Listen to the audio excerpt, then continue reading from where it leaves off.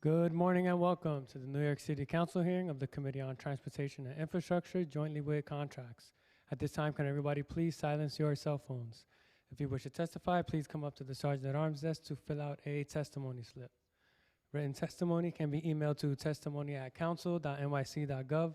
Again, that is testimony@council.nyc.gov. At this time and going forward, no one is to approach the dais. I repeat, no one is to approach the dais. Chair, we are ready to begin. Good morning, and thank you for joining today's hearing of the Committee on Transportation and Infrastructure and the Committee on Contracts. Today's hearing is about examining the city's infrastructure projects through the lens of equity. We hope to better understand how the city is ensuring MWBEs have equitable access to contracting opportunities, and how we are achieving diversity within diversity among contracts. As was the case last session, equity will be at the heart of this committee's work. Today's topic is a fitting way to begin this new legislative term. I also want to note, with the new session, the Committee on Transportation and Infrastructure now has oversight over the New York City's Department of Design and Construction. DDC is the city's primary capital construction manager and builds many of the civic cornerstones of our city, like our firehouses, libraries, and police precincts. DDC also designs and improves vital infrastructure throughout the city, delivering roadway, sewer, and water main construction projects in all boroughs. In doing this work, DDC collaborates with more than 20 city agencies to fulfill capital projects. Ultimately, DDC's mission is to deliver the city's capital construction projects in a safe, cost-effective manner while maintaining the highest degree of architectural, engineering, and construction quality.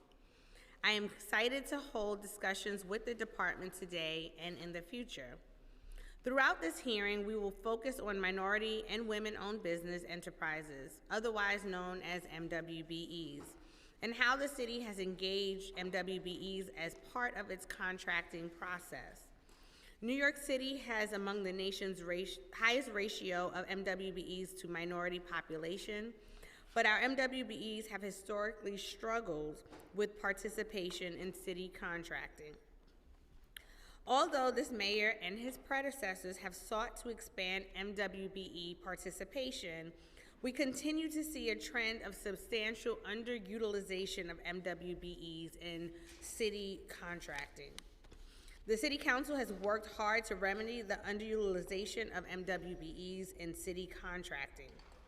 Over the years, the Council has passed a number of local laws, including Local Law 129 of 2005, which reestablished the city's MWBE program after a previous administration ended it, and Local Law 1 of 2013, Local Law 174, and Local Law 176, both of 2019, which made a number of crucial improvements to the city's MWBE program. In addition to these local laws, the Council has provided extensive oversight over how the city connects MWBEs to city contracts for years. Both the current administration and the one immediately prior have said that expanding MWBE participation in city contracts is a priority. In 2016, former Mayor Bill de Blasio created the Mayor's Office of MWBEs to coordinate work between city offices and to resolve inequalities in the city's contract process. More recently, in February 2023, Mayor Adams signed an executive order to address the disparity within disparity in city procurement dollars and appointed Michael Gardner as Chief Business Diversity Officer of the Mayor's Office of MWBEs. I am excited that he has joined the administration in the wake of his successful tenure at the MTA, and I'm interested to hear about what the administration is doing to meet the goals set by the Council. While the city and the Council has worked to address inequities in the MWBE program, We all know there's more work to be done. For fiscal year '23, the city had approximately 11,000 certified MWBEs, yet only 2,200 were awarded a city contract, amounting to about 80% of all certified MWBEs with no access to city dollars. I hope to learn what the recent data suggests about how we can bridge the gap between those who are awarded funding and those who are not. In this regard, I would like to acknowledge Mayor Adams' announcement that he plans to direct $60 billion of contractual work to MWBEs by 2030, and that he seeks to significantly increase this amount in the coming years. I also want to hear the administration's position on the comptroller's annual evaluations of the city's efforts to reach the goals set by the Council for MWBE utilization at each mayoral agency. The city has consistently performed poorly with regard to contracting with Black and particularly Black women-owned businesses, and has only barely performed better with Hispanic-owned businesses. I also want to explore whether we can pursue greater diversity within diversity and better recognize the multitude of vibrant communities that exist in our city. The Comptroller regularly releases an annual evaluation on MWBE procurement and has previously found that MWBEs are awarded to a disproportionately smaller share of the value of city contracts. Non-certified firms are awarded contracts with values multiple times greater than MWBEs on average. And even within contracts registered to MWBEs, there are significant disparities among the designated minority groups in terms of contract value. Today, we will hear from representatives from DDC and Michael Garner with the Mayor's Office of MWBEs. In my questioning, I want to hone in on why there seems to be an underutilization of MWBEs awarded contracts from the city, how we can bridge the gap to ensure MWBEs receive a higher number of contracts, what steps are being taken to improve the city's engagement of MWBEs in its contracting process, and how to boost MWBE utilization at city agencies that are lagging behind. In addition to the oversight portion of today's hearing, we are hearing one bill. Intro number 23, sponsored by myself, is a local law in relation to establishing auditing requirements for MWBE procurement. The bill would require that the Comptroller conduct annual audits focused solely on MWBE procurement and share final audits and audit reports to the Council, the Mayor, and the Audit Committee. This bill would also allow the Comptroller to appoint someone in the Comptroller's office to oversee and execute such audits. Before we turn to testimony, I want to say this. I have worked in this space for several years, including at the Port Authority prior to joining the Council. I know how crucially important equity in contracting is to communities citywide. Businesses across the city owned by women, by Black and brown people, businesses in my district in Southeast Queens work incredibly hard to build capital and credibility. They deserve the chance to obtain major contracts, and too often they are denied that chance. Ensuring equitable access for diverse businesses strengthens communities and extends economic opportunity. But it is also a fundamental issue of fairness, and the city has a responsibility to get it right. We now turn to testimony. I look forward to hearing from the city's administration, advocates, and members of the public regarding the oversight topic and legislation at this hearing. I want to thank my staff and committee staff as well for their hard work. Mark Chen, Senior Counsel to the Committee, Connor Mealy, Counsel to the Committee, Kevin Katowski, Senior Policy Analyst, John Basile, Senior Policy Analyst, Michael Sherman, Senior Policy Analyst, Jack Siegenthaler, my Policy and Budget Director, Renee Taylor, my Chief of Staff, and Kiera Powell, my Communications Director. I also want to thank my co-chair, Councilwoman Julie Wan, and the committee staff on the Contracts Committee. I will now turn it over to Chair Wan for her opening remarks. Thank you so much, Chair Brooks Powers. Good morning. My name is Julie Wan, and I have the privilege of chairing the City Council's Committee on Contracts. The purpose of this hearing is to discuss minority and women-owned business enterprises, also known as MWBEs, as you all are familiar, participation in city contracting specifically related to infrastructure projects overseen by the Department of Design and Construction. MWBEs make up a significant portion of small businesses in our city. However, historical discrimination and other barriers have made it difficult for these firms to access city contract opportunities. The city seeks to remedy this disparity through its MWBE program and its annual 30% MWB contract utilization goal across our city. And as we just heard from Chair Brooks Powers, we acknowledge that the mayor has said that he wants to reach 60%. So that is double the amount of the goal that we currently have today. Yet year after year, the city falls short of this target. The Comptroller's latest annual report on MWBE procurement found several issues: small shares of contracts awarded to MWBEs overall, disparity amongst minority groups in contract values, administrative hurdles in contracting processes, and late payments to MWBEs even after contracts are awarded. Further underscoring the outdated nature of the city's MWBE policies, the latest comprehensive disparity study examining MWBE utilization dates back to 2018 using data from 2015. I want to put on the record that it is now the year of 2024. Local law mandates the city conducts a disparity study at least once every 2 years. Yet this requirement has been ignored over the last several years, both by the Adams administration and de Blasio administration, which is not even a city law, but it's federal and state regulations. As a result, 30% of utilization goals and other MWBE policies remain rooted in pre-pandemic economic reality that does not reflect our current contracting landscape. An overdue refresh of the disparity study would provide crucial updated analysis to right-size goals and better target specific racial, ethnic, and gender categories still facing disproportionate hurdles for contracting.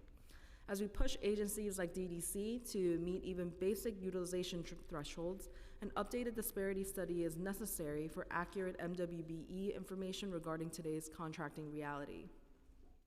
A report will be released today at 11 a.m. from the City Comptroller's Office, and it will reveal that DDC continues to fall short on contracting with MWBEs.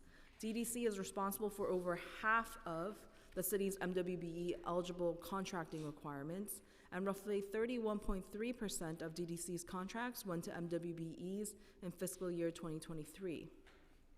However, those contracts only accounted for 2.8% of DDC's total for fiscal year 23 contract values, subject to the 30% of the MWBE utilization goal. So for me to hear that 2030 we're trying to get to 60%, we have a long ways to go. This proportionate gap between the number of contract awards and dollar value does little to close the disparity for MWBE firms in the city. At today's hearing, we seek to understand why DDC in particular struggles to meet these aggregate MWBE contracting goals.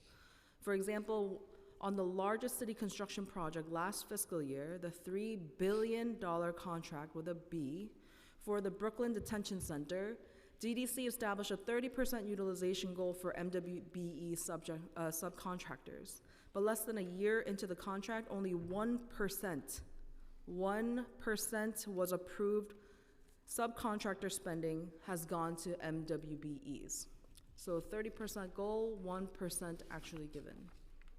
This underscores the serious disparities that continue to exist in DDC's contracting, where MWBEs are winning a reasonable share of contracts by volume, yet those contracts represent only a tiny fraction of the agency's overall construction spending. DDC's 2.8% prime contract utilization rate in fiscal year 23 shows backsliding from prior years and leaves significant room for improvement. As we examine broader trends in the city's infrastructure contracting through an equity lens, we must address the persistent underutilization of MWBEs by DDC. The Comptroller's analysis makes it clear that while DDC has made some progress, there remains much more work to be done before the city meets its stated 30% goal or Mayor Adams's 60% goal. We look forward to hearing DDC's testimony on improving participation rates and subcontract oversight going forward. In addition to assessing the current state of DDC's contracting, today's hearing will also consider legislation aimed at improving accountability, oversight, and outcomes for MWBEs, sponsored by Majority Whip Brooks Powers, Intro 23. This bill would mandate the city comptroller conduct annual audits. Requiring regular, focused audits will help continue shining a spotlight on disparities in this area while driving recommendations for meaningful change. As a recent comptroller analysis will show, DDC in particular would benefit from enhanced scrutiny through comprehensive yearly audits targeting equitable infrastructure contracting for MWBE firms. We look forward to a thoughtful discussion around the potential impact of Intro 23 as part of our broader efforts to meet the 30% MWBE utilization goal. And in summary, we want to determine what barriers exist that result in low MWBE utilization rates across our city and at DDC. And our goal is to develop a solution that connects more certified MWBE firms with contracting opportunities, especially on vital infrastructure projects. And as you have heard from Chair Brooks Powers, that we are focused on diversity within diversity. We are going to continue to disaggregate your MWBE data to recognize that out of 5% that were awarded to MWBEs, that 4% were awarded to white women. And we want to see within the minority data, how much of it has gone to women of color, which is 1% that aggregates for Asian women, Black women, and brown women. Before we begin, I'd like to thank committee staff, Senior Legislative Counsel, Alex Polinoff, Policy Analyst, Alex Yablon, Principal Finance Analyst, Nia Hyatt, my Chief of Staff, Nick Gulota, my Legislative Director, Isaac Blazenstein, my Legislative Fellow, Greg, and for all their hard work for preparing this hearing. I'll now turn over the floor to Council to swear in the administration. Thank you. I'm Mark Chen, Counsel to the Transportation Infrastructure Committee of the New York City Council. Our first witnesses will be from the Department of Design and Construction, Executive Deputy Commissioner Magali Austin, Deputy Commissioner Tom Nguyen, Associate Commissioner Jeff Margolis. From the Mayor's Office of MWBE, Chief Business Diversity Officer Michael Garner. From DOT, Executive Deputy Commissioner Paul Ochoa, and Deputy Chief Contracting Officer Carlos Bannister. And from the Mayor's Office of Contract Services, Special Counsel Charles Diamond. I will now administer the oath. Please raise your right hands. Do you affirm to tell the truth, the whole truth, and nothing but the truth before this committee, and to respond honestly to council member questions? Yes. Thank you. You may begin when ready. Yes, good morning. And Madam Chair, Brooks Powers and Juan, I just want to thank you for allowing us to be here this morning. I'm here with my colleagues from both DDC and DOT. After spending 14 years at the SCA and 14 years at the MTA, two of the most complicated organizations, construction organizations in this country, we set records with dollars paid to both SCA certified MWBE firms and state certified MWBE firms.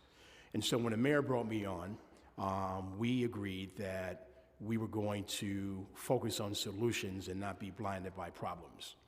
And so I can tell you that the Adams administration in the city of New York, the Adams administration and the city council, members of this esteemed body, we share the same focus and the same goal. That goal is, under Mayor Adams, he has made it known that by the year 2026, not less than $25 billion will be awarded to minority-owned businesses.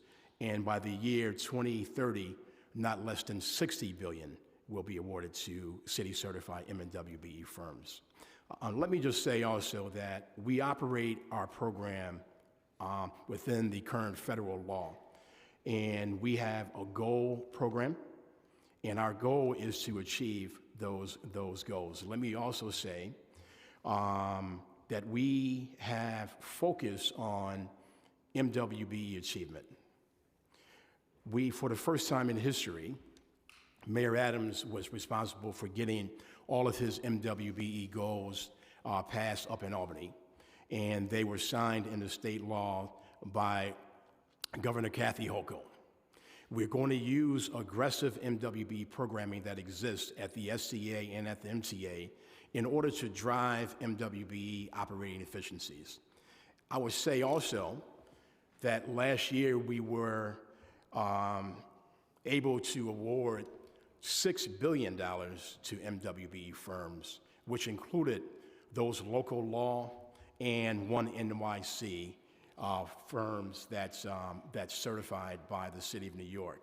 It was more than 1,900 individual transactions for $6 billion. We are well on our way to achieving the mayor's goal of $25 billion by the year 2026. 2 straight years of record MWBE contracts with local Law 1 city agencies. FY23 saw a record of $1.4 billion in contracts. Second straight year of FY23 of over $6 billion, as I indicated, with one NYC.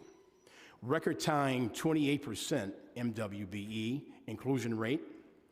Also, a record year of agency using the availability of discretionary authority. Using this discretionary authority, it was $170 million which was awarded.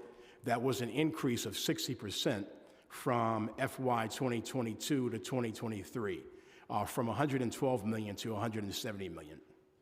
And the largest award in the history of the City of New York's program went to a Black-owned city-certified MWBE firm, $372 million contract to Worldwide Technology. However, we recognize that there are still major challenges to be addressed. And so as a result of driving MWBE spend, Mayor Adams has mandated that we have weekly MWBE CompStat type meetings with all of the agencies. Those meetings take place every Monday at 3 o'clock. We also have weekly asylum seeker contract meetings, whereas we will be announcing in a very, very short period of time that the City of New York has awarded more than $1 billion to MWBEs in securing the services for our asylum seekers and migrants. That is a result of our weekly meetings that we have every week right here at City Hall. Let me also say that we have expanded the use of citywide MWBE pre-qualified lists. Last year, as I indicated, that we focus our priorities at the State of New York. Once again, Mayor Adams was responsible for gaining approval for all of his MWBE goals that were passed and signed into state law. One of those laws that we are currently focusing on creating a citywide centralized construction mentoring program. Those programs currently exist both at the SCA and at the MTA, and we will have the ability to award prime construction contracts to our MWBE contractors, prime contracts. We will also pay those contractors in 10 days upon the accurate submission of their invoices. Since 1993, the SCA has awarded more than $4 billion in contracts in their program, in addition to the MTA, where almost $1 billion of contracts has been awarded since their program was created in the year 2012. Once the City of New York's Construction Mentor Program has been implemented, it would become the largest construction mentoring program of its kind in the nation. Let me also say that we increased the discretionary threshold from 1 million to 1.5 million. What that does is that it allows the agencies to go into the marketplace, secure prices from 2 or 3 or 4 New York City certified MWBE firms, and make the award right there on the spot, as long as that pricing is aligned with historical pricing, and make the award right there on the spot without going out for broader bidding. One of the most resistant barriers to entry that we experience here in this city of New York and across the nation is the inability of our smaller contractors to ascertain cost-effective construction insurance. And so one of the bills that the mayor was successful in getting is we are going to create a owner's-controlled insurance program, which will allow us to extend cost-effective construction insurance to our small MWBE contractors. Those were some of the legislative victories that we have achieved in Albany last session. We also would like to thank the Mayor's Capital Process Reform Task Force, who brought a lot of best practices to us, including these MWBE bills as well. So as I started, I'm going to finish by saying that Mayor Adams and Speaker Adams both have the same goals in mind, and that's maximizing MWBE outcomes to New York City certified MWBE firms, being in line with awarding not less than $25 billion by 2026, $60 billion by 2030, focusing on solutions and not being blinded by problems. Thank you.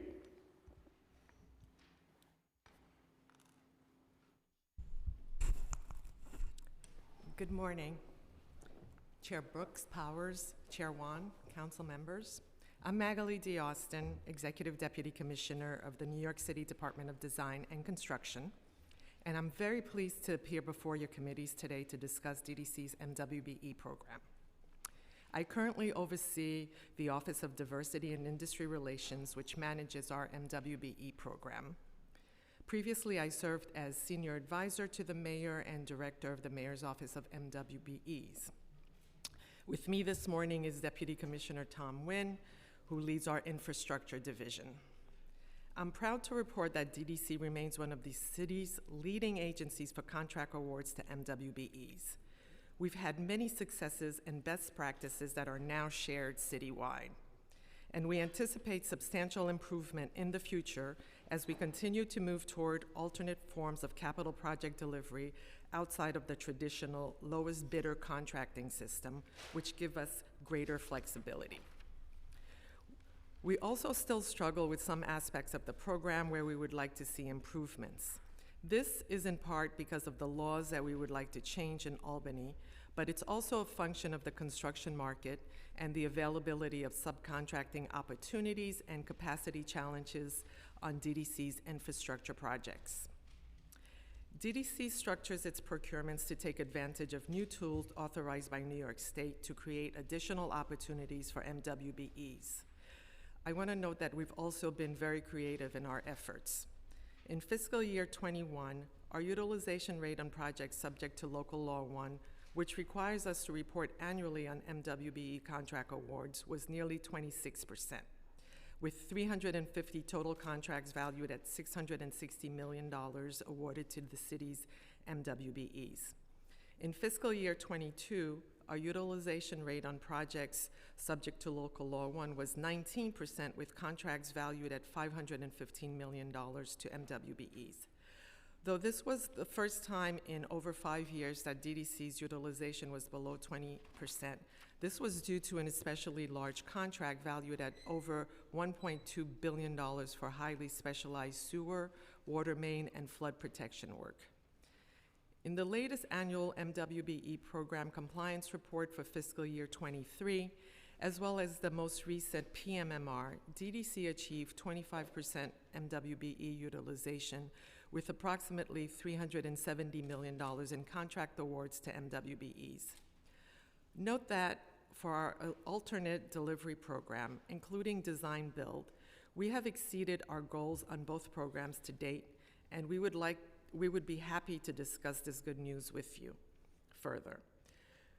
We have an extensive public outreach program, and since 2015, the Office of Diversity and Industry Relations has engaged more than 9,400 MWBEs through internal and external workshops and seminars led by DDC staff.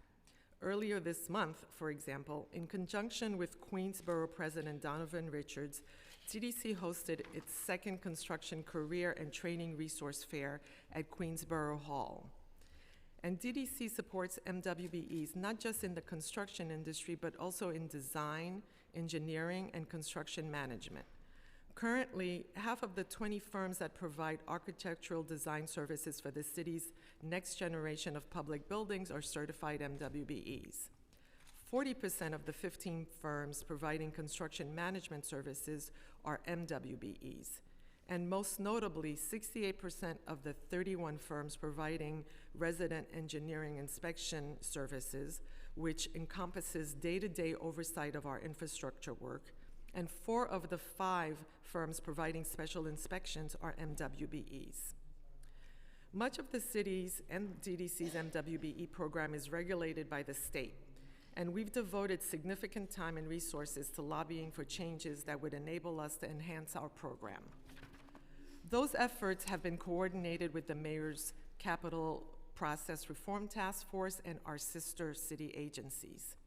In 2023, as part of the city's collective effort, DDC helped to secure legislation in Albany to allow for comprehensive wraparound insurance. We also helped to raise MWBE discretionary threshold to $1.5 million, as Chief Gardner mentioned.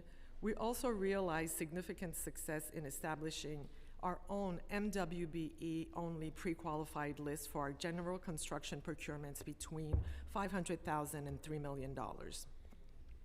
And our mentoring program for MWBEs and small construction firms, which required legislation to establish, was so successful that it has now been taken over by City Hall to expand to other agencies. Prior to that, in 2023, we awarded our first contract under the mentoring program and also accepted 29 new firms to add to the already approved 49 firms. As I mentioned earlier, we have already demonstrated that alternative methods of project delivery outside of the traditional lowest bidder contracting system greatly increase opportunities for MWBEs. And that's because alternative delivery in its various forms allows for greater flexibility, and we can include the proposed MWBE utilization plan as a formal factor or score in the evaluation process and selection of our alternative delivery teams. For years, culminating in the introduction of our strategic blueprint in January of 2019, DDC has been engaged in an extensive process to implement capital process reform, and we have had substantial success in Albany gaining permission to use design-build. Our very first design-build project is a combined parking garage and community space in Kew Gardens, completed as part of the Borough-based Jails program. Not only did we build it in less than half the time we could had we used the lowest bidder contracting, but MWBE participation exceeded 37% for the design phase and 44% for construction. Again, that's because design-build does not base everything on the lowest bid price, and that inevitably leads to a higher level of MWBE participation. We set MWBE goals of 30% for both the design portion and the construction portion of our design-build contracts.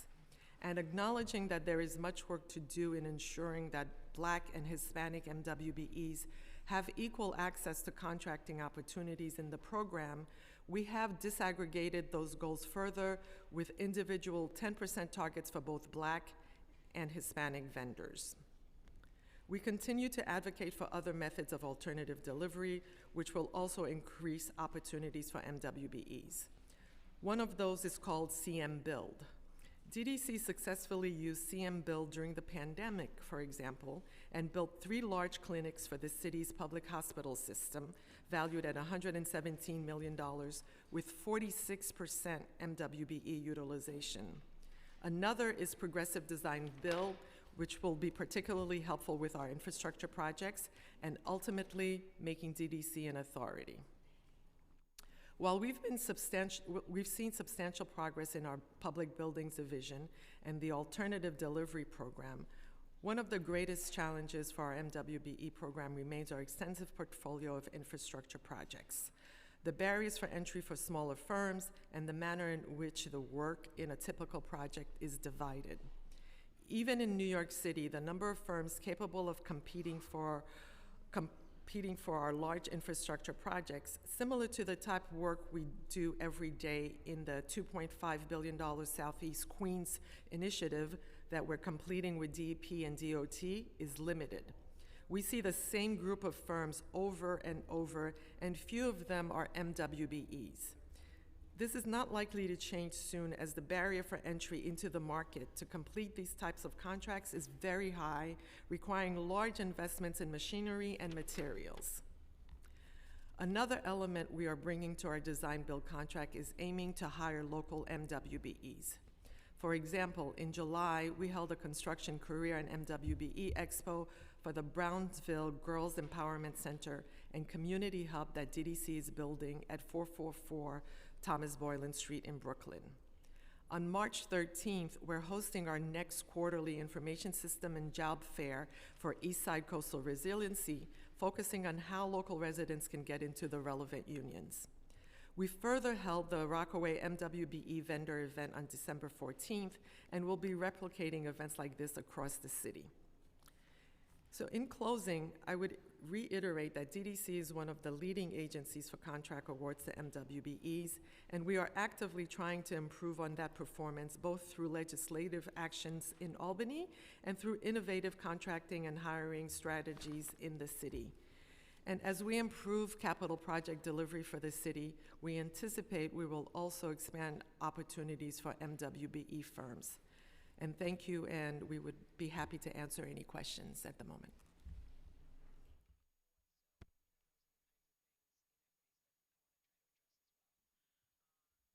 Thank you, and we have been joined by council members De La Rosa, Farias, Narcisse, Juan, Banks, Areola, Stevens, Botcher, Vernikov. Captured everyone, okay. And I am going to yield my time for questions until afterwards, so I'm gonna pass it over to Councilmember Juan. Thank you so much, Chair Brooks Powers. Thank you so much for your testimony. I just had a few follow-up questions and some other questions that I wanted to ask. For the state, Hope Knight was able to announce how they've been able to clear the backlog, especially for certifications for MWBEs that have been backlogged. I think their average was 499 days, and now they're down to under 120 days. So can you give me 2 data points that I'm looking for? One, what is the current backlog that has yet to be processed and registered for MWBEs? And secondly, what is your average number of days for processing and making sure that they're registered and certified? Chair, are you referring to the certification process of becoming Yes. MWBE? Yes. Well, so SBS manages that process. So I would say I would doubt any of my partners would have it. I certainly don't have the data on how long SBS takes to certify individual MWBEs. Of course, I know that is of crucial importance. I'd be happy to connect with SBS and have them get back to you. Okay, because I know that I would MOPS mention that the city historically has been faster than the state. And yes, But you all are unaware of the average number of days that it takes for you to register? Because I know that Mox was doing Mox in your neighborhood, and they were helping people register in different parts of the borough in Queens to get registered for MWBEs. Yeah, so there are a couple different aspects that vendors have to do. Even after they're certified, they also have to get filed on Passport. They have to do their integrity questionnaires, they need to do Yes. all of that.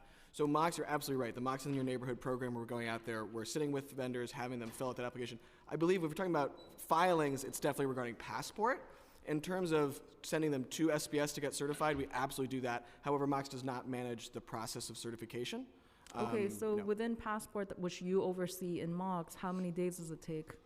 What Oh, is the average number zero of for days? so SBS and Mox have a direct data link. Actually, I think it's every 24 hours, so 1 day. So if someone's certified, that will be represented very quickly. So how many days is it taking for them from the day that they try to register with SBS to the end through Passport and everything else that they have to do to file in the within Mox's Passport? So you're saying that it takes 0 So the average days? day for filing, in terms of all vendors, I can certainly get back to you on that data. But again, I think in terms of SBS certification, that is not something that's managed in Passport. It's not part of the procurement process. That if you are an MWB or not, that process is entirely within SBS, and they determine that based off of their criteria, based off of state finance law. So that's not a procurement act into itself. To your question of once it gets to that point, it is very automatic that someone would have that benefit of being a certified MWBE, but Passport does not tell you or not tell you whether you've qualified. It will merely represent whether SBS has certified you or not. How many MWBEs do you currently have in Mox that are certified? So I think there are over 10,000 certified MWBEs. I was going to say, perhaps it would be helpful, Chair Wan, turning to something that you raised, and I believe Chair Brooks Powers raised as well, the percentage of MWBEs who actually win a contract. So you're exactly right. That's something that we look at a lot. We have a lot of MWBEs in the program, over 10,000 certified, and of course, we don't do 10,000 large contracts a year, far from it. So we look at that trend, it's going up. This year, or last year, in fiscal year 23, it was 15.67% of MWBEs are winning a contract. So when we're talking about of that 10,000 in the SBS list, they're all going, in terms of them competing, it's still a small portion. Now that has a lot of reasons why, but just 2 years ago it was 14.3%. We're seeing a distinct trend upwards in terms of the proportion of SBS certified contractors who are able to effectively compete in the program. So I think that's something that we are seeing more. However, in terms of the idea of how long it takes for someone to actually be certified, that, again, I would say is not something that we capture in Passport. I'd be happy to connect with my colleagues at SBS and get back to you with that Yeah, data. we'll follow up. And the Chief Diversity Officer, you were going to say something? I was going to just expand on Charles's answer with respect to the number of firms. I mean, first of all, the city's process has always been a lot quicker than the state's process. But you're unaware of the average number of days? Right. No, that's an SBS question, and we'll be sure to follow up with getting you those metrics. So there's no coordination amongst the agencies with SBS for MWBE certification? No, there certainly is, Chair Wan. Again, this is their process that they manage. They were not invited today. I don't have their data points in front of me. We'd be happy to get them, but again, it's an SBS managed process. It does, of course, matter, and it's important, but again, it is their specific data point than the process that they manage, so we do not have that in front of us today now. Okay, so we'll be following up. Right. And can you please expand on how you are disaggregating the data for minority and women-owned businesses? How are you disaggregating, because you were just testifying also for DDC that you were looking at Black-owned businesses, Hispanic-owned or Latinx-owned businesses. How are you disaggregating that even further for women of color-owned businesses?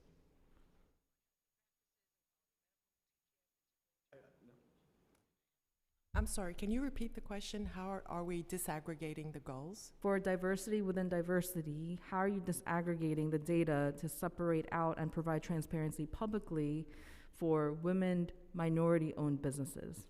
Yes, thank you so much for the question. So at DDC, the way that we go about setting a goal, it's pro forma to set disaggregated goals for 7 years now. That we haven't set a global goal. We've set disaggregated goals targeting specific ethnic and gender.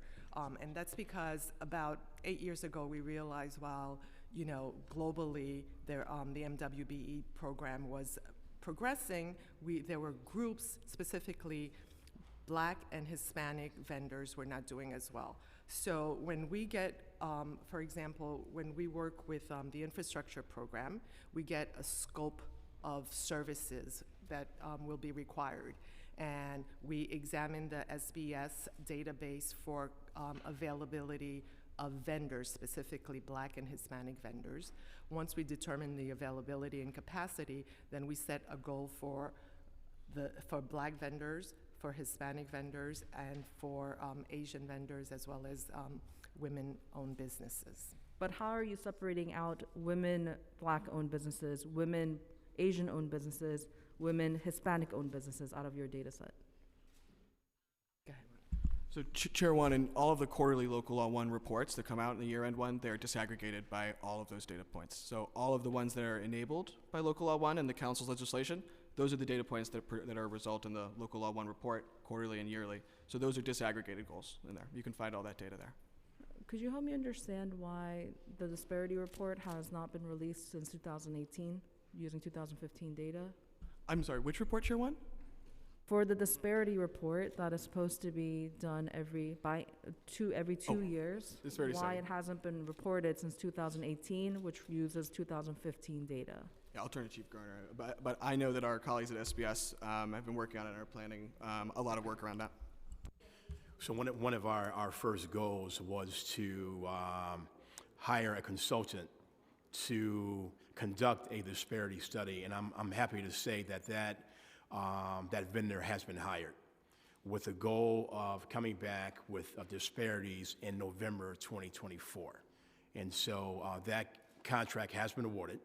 We're having a pre-meeting on next week. And once again, it is February going into March. The results of that disparity study will be finalized by November of 2024. So does that mean that we can expect to see a new report out by November 2020? Yes. Okay. Yes. Let me also just go back to one of your previous questions, and it was indicated that there are more than 10,000 certified MWBEs. Historically speaking, there was an emphasis on certifying companies. And so a lot of firms were certified who would never get contracts at the City of New York because the goal was on the certification of firms. We have amended that. So we are working with SBS and Mox to create a marketing and advertising campaign to recruit firms where the opportunities are going to be. What does that mean? That each agency has a forecast, and based upon their forecast of what they are going to be procuring within the next 12, 24 months, what areas are they going to be awarding contracts? This is how we are setting our MWBE certification outreach as to where the opportunities are going to be. And so when these firms are now certified, we are working in tandem with Mox and SBS and all the agencies, once a firm is certified, to identify a particular contract opportunities at the agencies where we can integrate these certified firms into these opportunities. So no longer are we using a shotgun approach to certify companies. We're using a specific approach of where the opportunities are going to be. Thank you. What data does Mox track and analyze regarding MWBEs and small business utilization across city procurement, since you have said that for certification, dates, backlog, et cetera, that it is not part of your purview, it's in SBS, so what is under your purview? Thank you, Chair Wan. So in the MWBE program more generally, which we would call the Administrative Code 6129, we call it Local Law 1, some people call it Local Law 174. Within 6129, it lays out a pretty specific paradigm of the roles of, I would say, the three main agencies, that being Small Business Services, Mox, and of course the Office of MWBE. So within that, we all have certain distinct roles. As we pointed out, I would say probably the most crucial one, of course, is Mox does manage the Local Law 1 reporting in the first instance. It must be emphasized the fact that those reports, of course, we work with SBS and we work with Chief Garner's team, but we also work with our agencies with extensive turnaround documents, which are very laborious for them. So we do a significant amount of reporting regarding MWB procurement. We have those quarterly Local Law 1 reports, which are posted. There is a year-end summation report. And of course, our annual indicators report will include base data there. It's not MWBE focused like the Local Law 1 report.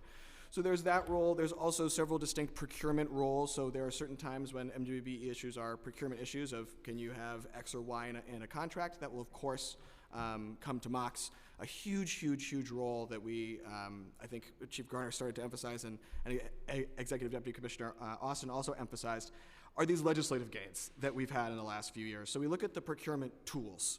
One of the key things for Mox is we want to deliver our agencies the tools they need to be able to achieve the goals that the mayor has set them, that the city demands. So we talk about upping to $1.5 million in non-competitive small purchase. We were able to implement that from the governor signing it to being operational for agencies in 8 days. That compares to 8 months the last time around. And through great partnership with the Controller's Office, through great partnership with our agencies, with the law department, with everybody, of saying, how can we move legal ability into operational results for the city? That's exactly what we're looking at. So for Mox's role, we have a lot of things under 6129 that we have to do, but by far the most important is, I think, working with our partners at SBS and OMWBE to find those new tools for our agencies, non-competitive small purchase, MWBE only PQL, which DDC has championed. So many of these tools that we can create, and then also breaking down the barriers to entry. Because even if they're universally applicable, those barriers to entry, whether it be public hearings, something that we're working on right now, EO 102, those barriers to entry, of course, disproportionately harm our MWBEs and our small businesses, because those are the ones that are least able to bear it. So all of that work, I think, is crucial to the heart of Mox. For barriers to entry, what languages are available for MWBEs to register and certify and use Passport? I can get back to you on the exact number of languages. I do know in 2022 we did an extensive language access program that we worked with you with. I can certainly give you any updated numbers since that time. Okay, because I just want to put on the record, Passport still has not added any new languages other than English. Okay, I'll certainly follow up with you in that regard. And thank you for your explanation to differentiate what you're responsible for at MOX, SBS. For MOX itself, what are the top line statistics that you capture and analyze for capital projects? So in terms of capital projects, I would perhaps defer to DEC regarding anything specific to capital. From our perspective, our top line that we analyze is that local law 1 number and the 1 NYC number that Chief Garner spoke about. 1 routed in based in 6129, very specific, has specific inclusions and exclusions, and 1 NYC intended to capture the much more holistic use of non-mayorals, of non-local law 1. Those are the top line metrics that are always going to drive it. However, Chief Garner brought up a really accurate point of these kind of MWB CompStat meetings. We're diving down on everything. We have, for our award method 72 data, using real live data to be able to say how many of these discretionary contracts are you giving out and when, and being able to interact with the agencies on it. So we have those 2 top-line data points that will always matter to us. Those are the real indicators of success. But we drill down with the agencies in many regards, whether it be AM's non-competitive small purchases, I call it AM 72 purchases, whether that be PQL lists. We're working very closely with some of our agencies right now regarding more MWB, only PQL lists, closely with Chief Garner's team. I want to And to expound, Oh, sorry. Go ahead. to expound on what Charles is indicating, we are currently having internal conversations about employing a information technology platform that will not only allow us to track MWB awards, but to attract MWBE payments as well.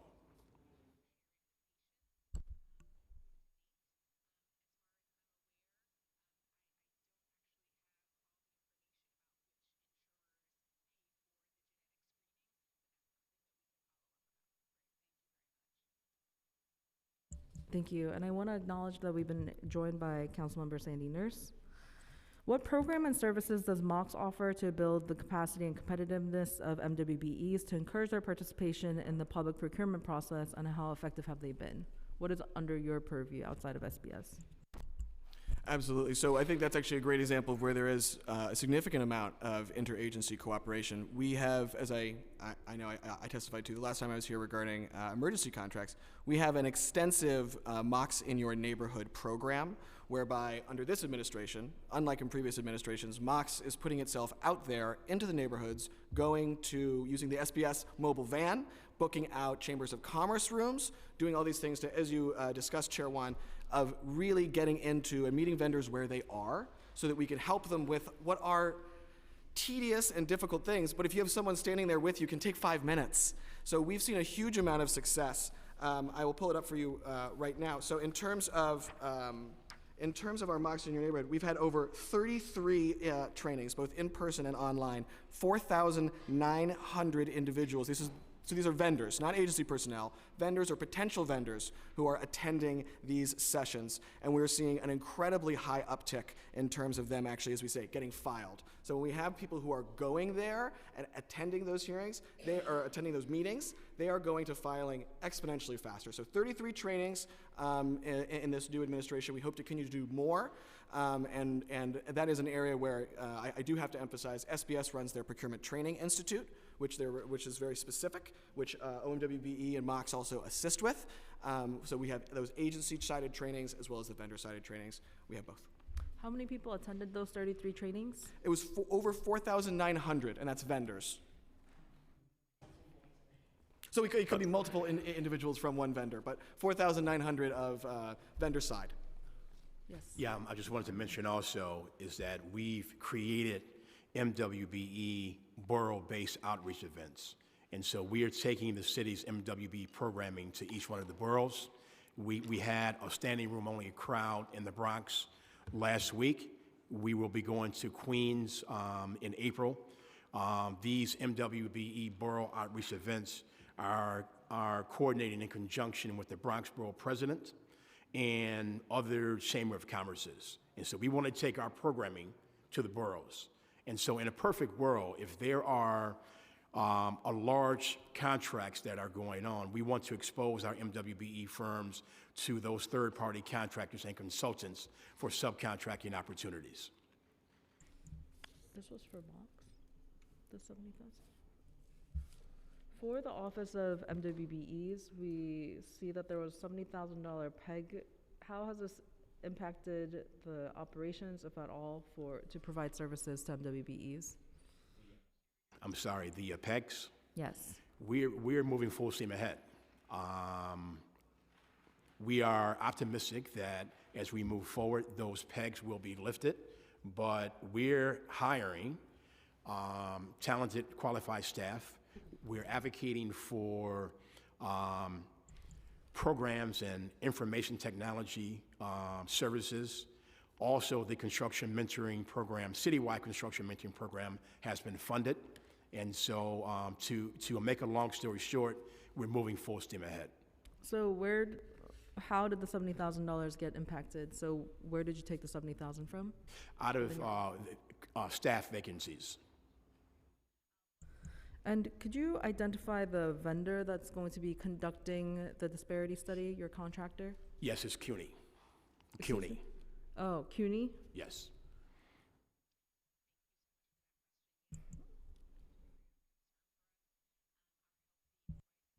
Okay, because I have a lot of questions, I'm gonna yield my time for now, and I'm gonna turn it over to Councilmember Stevens. Good morning.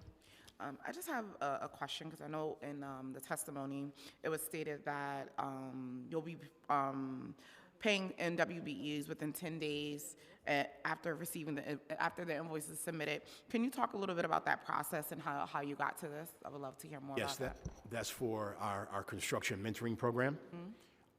When we built that program at the SCA and at the MTA, we wrote policies that indicates that when a contractor completes a portion of their contract, they submit a accurate invoice. The terms and conditions or our policies dictate that contractor must be paid in 10 business days. And I ask that just because I'm trying to figure out why we're not doing that more throughout more of our contracts and the rest of it through the city, because that's one of the major issues that we hear, not only with businesses, but also our nonprofit providers. So just wanting to get more clarity over like, how do we, if we're seeing that this is working, and obviously it's gonna work because people want their money, how do we now do this more holistically throughout some of our other contracts? And is that part of the conversations, especially with all the MWBEs moving forward? Is that something that you guys are planning on? Certainly those conversations are taking place. I would also say that at the MTA, one of the chairs that I worked for indicated that when we experience best practices within programs, let's talk about expanding that best practices throughout the organization. Yeah. And so we basically are in the process of implementing this citywide construction mentoring program. That is going to be a written policy. We're going to focus on that, and then once it's working, have other conversations about how we expand that. Thank you. I would love to be a part of those conversations and thinking about how we could expand that, because I think it's something we need to really be moving towards in the city, where people are doing the work and still not getting paid for it in a timely manner, and it's just not acceptable. And so I'm just happy to hear that that is even something that's being discussed as we're rolling And it out. absolutely, and I can tell you also as well that when we get emails and complaints about firms not getting paid, in a customer service response, we are all hands in working with the agencies, identifying the problem and ensuring that those firms get paid. Yeah, because especially our MWBEs, a lot of them are small and they can't sustain it. And so a lot of businesses stray away from city contracts because the model that we have just isn't equitable. And so just making sure we're thinking about that as we're rolling out MWBEs and how we're making sure we're setting them up for success. Because I've had multiple conversations where folks are saying, I don't even go after those contracts because I can't do reimbursement. Like, that's just not the structure. I don't have $100,000 to pay up front and then get reimbursed. And so we really have to think about, when we're saying like we want it equitable and we want to make sure people have access, that is a huge barrier in this work. So, but like I said, I like to hear that and want to continue to have that conversation. Absolutely, and we share the same sentiment of creating an environment that's conducive to the growth and development of our MWB firms. Thank you. Thank you. Next, we'll have questions from Councilmember Narcisse. Thank you. Good morning for being here. Thank you, Chair. One other thing, first, this process is very complex to get MWBE process, right? And usually, our folks plateau, like I'm talking about small businesses, MWBEs, providers, are plateau by 1 million. I can talk about it because I've been there.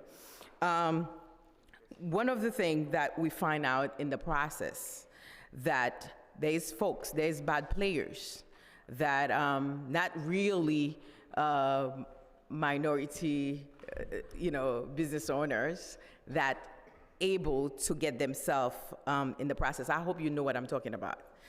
So what are you doing to eliminate those bad players in the process? Let's start in turn over to. So you're talking about MWBE fraud, where There's some fraudulent folks in the process pretending to be minority business owner. If you want me to be for real, I was trying to play around it. So what are you doing? No, I'm fine with that. Okay. I can tell you what we did at the MTA. When there was a red flag with a firm where their operations and their ownership and control seemed to be someone other than the principal who became certified, we worked with our Inspector General's office. And so there has been a lot of MWBE fraud indictments, and also fines. And so we're very focused on rooting out bad players or individuals who take advantage of the MWBE certification programs. And so certainly that will continue here at the City of New York. If any of my staff come across someone who we think is a front, we will forward that firm over to the Inspector General's office. Thank you. Can you provide example of successful partnership between DDC and MWBEs on the past, on the past projects? Sure. Thank you so much for that question, Council Member. So I think the most success that we've had are on projects where we use, like I said earlier, alternative delivery programs.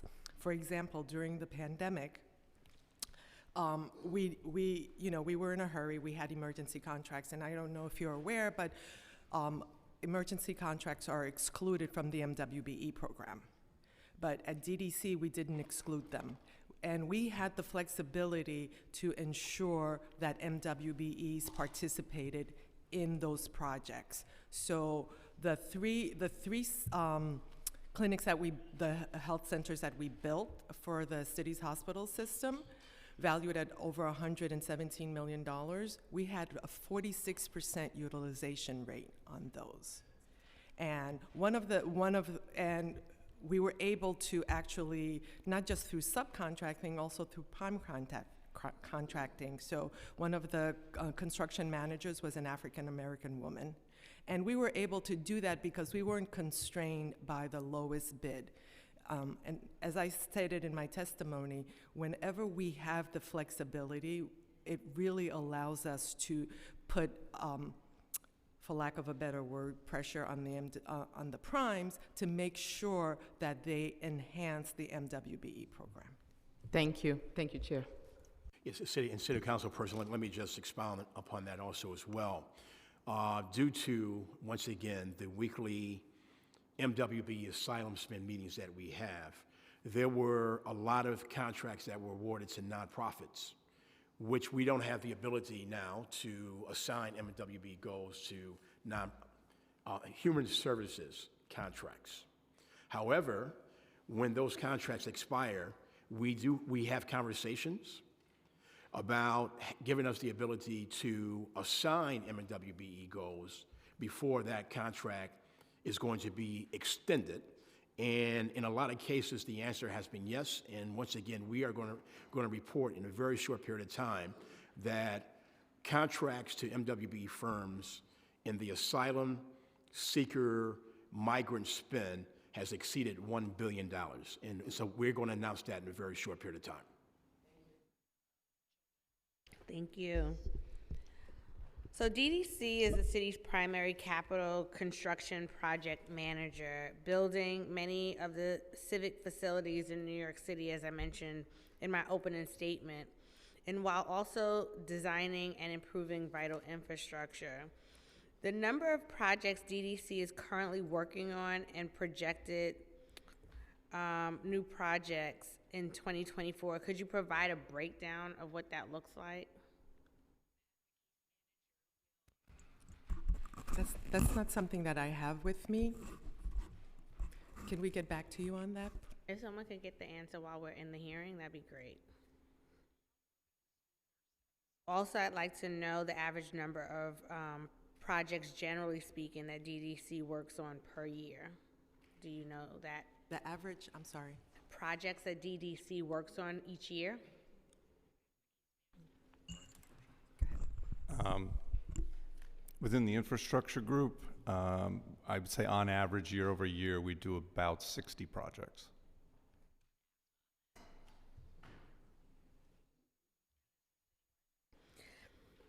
And can you provide a breakdown in terms of the number of MWBE contracts currently awarded and projected for 2024 in terms of the average number of MWBE contracts that are awarded, like for this year versus just generally speaking year to year? So on the infrastructure side, we have limited direct MWBE contracts due to the thresholds. There are rarely infrastructure projects that are less than $1.5 million. We are putting out a sidewalk contract. We've put out some ped ramp contracts because we're able to size them to meet that need. So most of our MWBs are on the subcontracting side.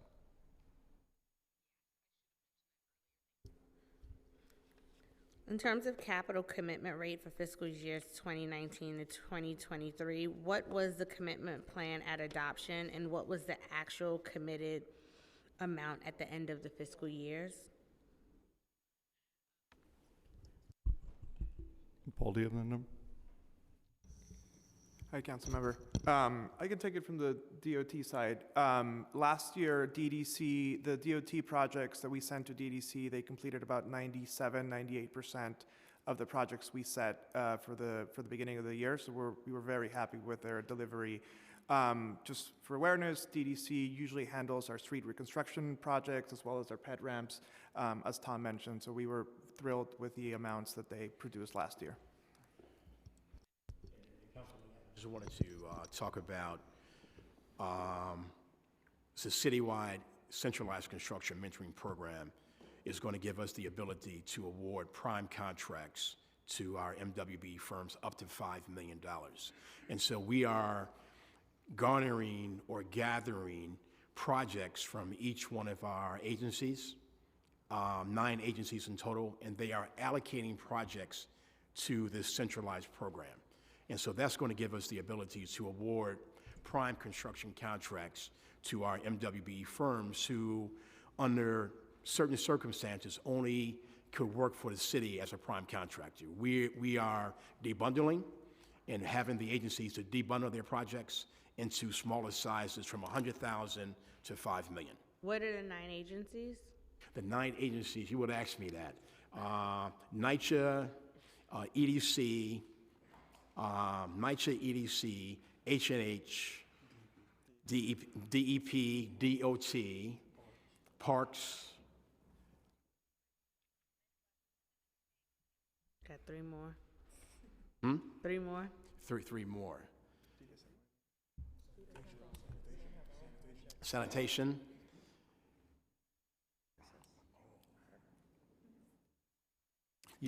I will send you the list. of the 9 agencies that would be part of It was this just missing 2 centralized more. construction mentoring program. Okay. But you answered for DOT, Paul, but in terms of the agency and its commitments and the actual commitment versus actual, what does that look like? Someone's working on that one. We're working on those While numbers. you're getting on that, Councilmember Juan has a add-on to that question. How are we authorized to hire MWBEs up to 5 million if the state authorization is 1.5 million?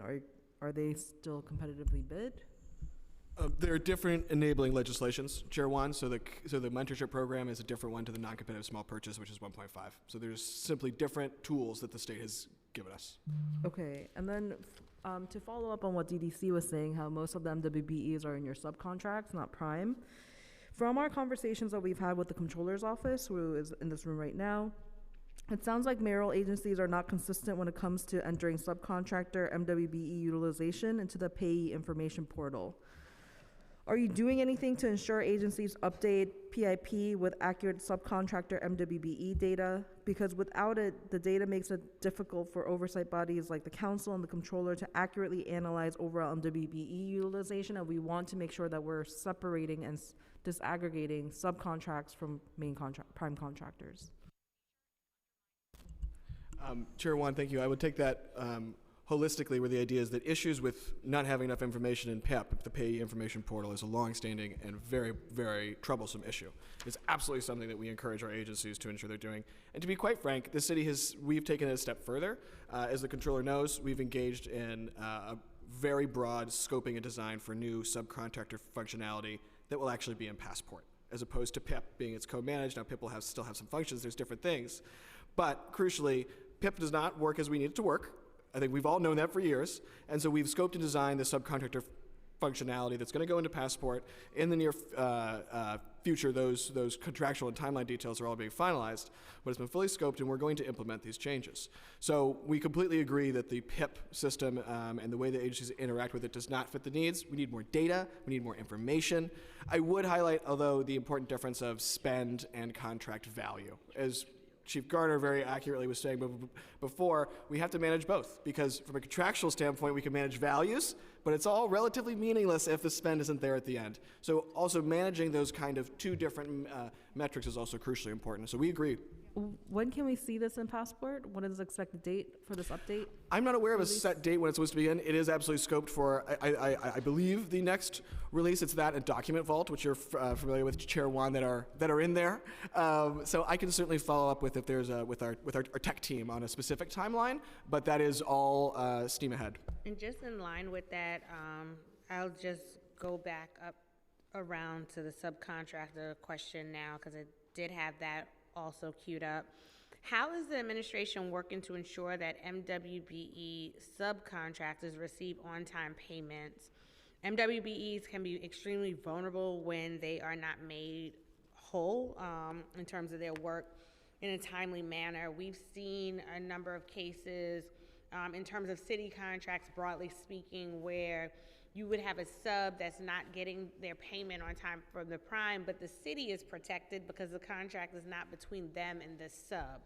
So I'm interested in understanding what the administration is doing to ensure that these subcontractors do receive their payment on time, and making sure that they have metrics in place where we're seeing this on the front end as opposed to when the work has been completed and they're still not being paid as well. Councilmember, if I may, I can talk about the DOT perspective, because that's an excellent question. We at DOT actually require that whenever we make a payment to the prime, the first folks who get paid out are the MWBE subs. So that is a policy change that we're doing, meaning when the prime gives us a bill and there's subcontracting in place, we actually require that the payment goes first to the MWBEs on the project. But you raise an excellent point that it's actually a lot of the times is on the primes to submit the billing on time and correctly. I think Chief Gardner made an excellent point that accurate billing is sometimes the reason of the delays. It's not cutting the checks. The checks we can cut very easily, but it's the accurate billing, and that's usually on the prime. So we work a lot hand in hand with the primes of these large contracts to make sure that they're giving us the bills correctly so that we don't have to go back and forth. Sometimes it takes weeks, sometimes it can take months. And then we also require that they pay out the MWBE vendors first before they pay themselves or any other subs that are non-MWBEs. Now, while my follow-up question to that is not necessarily infrastructure related, and it's for you, Mr. Garner, in terms of other MWBE contracts with the city, when you think of, for example, MOCJ, I know that that does not apply to them. Is this a space where you see some reform to that process being possible? Yes, absolutely. So we were fortunate enough to hire Dwight Flynn, who worked for the Cuomo and the Hochul administrations, and he was in charge of MWBE contract compliance. One of his duties and responsibilities was to create an information technology platform in which all 97 of those state agencies were required to use. We are having internal discussions right now of adopting an information technology platform, and I will walk you through it in 30 seconds. So, in the terms and conditions of a contract, when the contract is awarded to a third-party contractor or consultant, there's language in there that says that by the 10th of each month, the contractor or consultant must pay or must enter their MWBE payments in a portal. And so by the 10th of each month, that third-party contractor is required to do that. And then the same portal, the MWBE firm has the ability to go to the portal and verify the payment. And so we are exploring conversations as we have right now in coming up with an information technology platform. Thank you for that. I can give you the names of all those agencies in the Centralized Construction Mentoring Program if you like. I'm ready. Okay, DCAS, NYCHA, HPD, Health and Hospitals, DOE, Parks, EDC, DEP, and DOT. Hold on, I think I have extra. So I have NYCHA, EDC, Health and Hospitals, DEP, DOT, Parks, Sanitation, DCAS, HPD, and DOE? Scratch sanitation. Okay.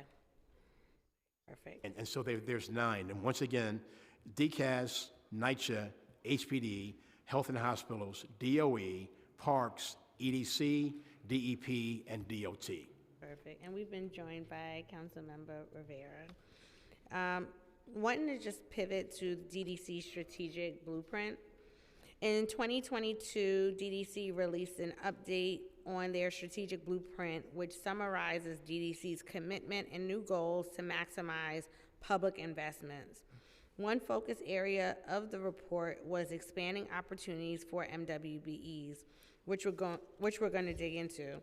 But first, we'd like to know, how is DDC implementing the overall goals of the blueprint from 2022, and what type of progress has been made, and how have the focus areas described been improved as well? Good morning, Chair. I'm happy to answer generally. Good to see you. We actually are about to release an update to that blueprint in the next few weeks, hopefully. One moment. Sorry, just one moment. Just to have you swear in. Do you affirm to tell the truth, the whole truth, and nothing but the truth before this committee, and to respond honestly to council member questions? I do, yes. Thank you. Yes, sorry, Jeff Margolies, Associate Commissioner of Communications and Policy at DDC. So as I mentioned, we are about to release a new version of that blueprint, which will include many of the updates that you requested.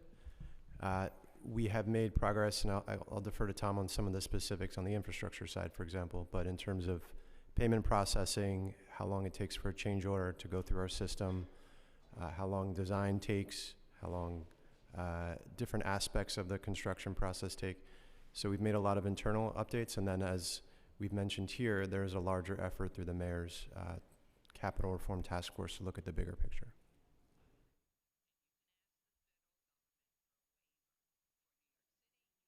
I know you all are looking into it, but have you seen progress from this so far, and what has that looked like? Sure, absolutely. Tom, if you want to specifically talk. So we have had, we've obviously had goals where we've tried to do things such as shorten design times, get more contracts out, to have our processes be more transparent. And I think we've been good with those processes. I think we could always be better, so I'm hesitant to say, you know, we've achieved it. I think we can always get better, but we definitely have been.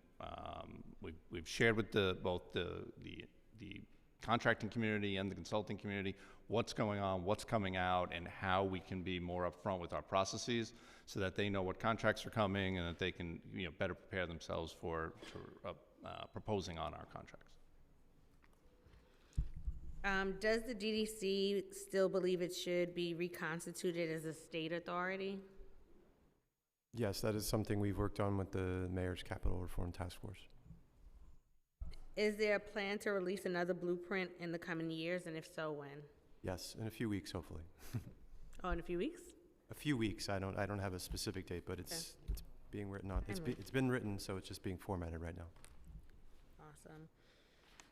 Wanting to touch on DDC's relationship with other city agencies. First, I'd like to add on to the question earlier from Chair Wan in terms of the certification process, for example. And while I understand that that takes place in SBS's wheelhouse, I think we all can agree that it is a critical need for our MWBEs to be certified in order to take advantage of these contractual opportunities. So I took from the response earlier, and correct me if I'm wrong, that there is no current coordination with SBS in terms of if there was a business that wanted to take part in a city contract that may not be certified. Is there anything in place that would kind of hold the business hand and move them along that SBS process so that they don't miss an opportunity on a contract opportunity? Yes, so there is coordination between the agencies and SBS. When there is a MWBE who is on the verge of getting a contract, we work with them we refer them to SBS for them to submit their MWBE application. Now, once the application has been submitted, and if that firm is pending and they have a contract or subcontract in hand, we will call SBS and ask them to expedite their certification review process. So in that instance, how long is that process? How long is that process? It really depends on if the submitted application has been submitted completely, and also it may require us to have a one-on-one meeting with the applicant to make sure that the firm should get certified. And so we will circle back around with you with the average MWBE certification processing time that is taking firms to get certified. Because I'm curious in terms of if when your department holds their hand through the process, is it quicker if they, as opposed to them going to SBS directly, and what that looks like even if the firm goes to SBS directly, if the firm reaches out to us indicating that we have a contract in hand, can you help me get certified? We will then reach out to SBS and ask them to please expedite that certification review.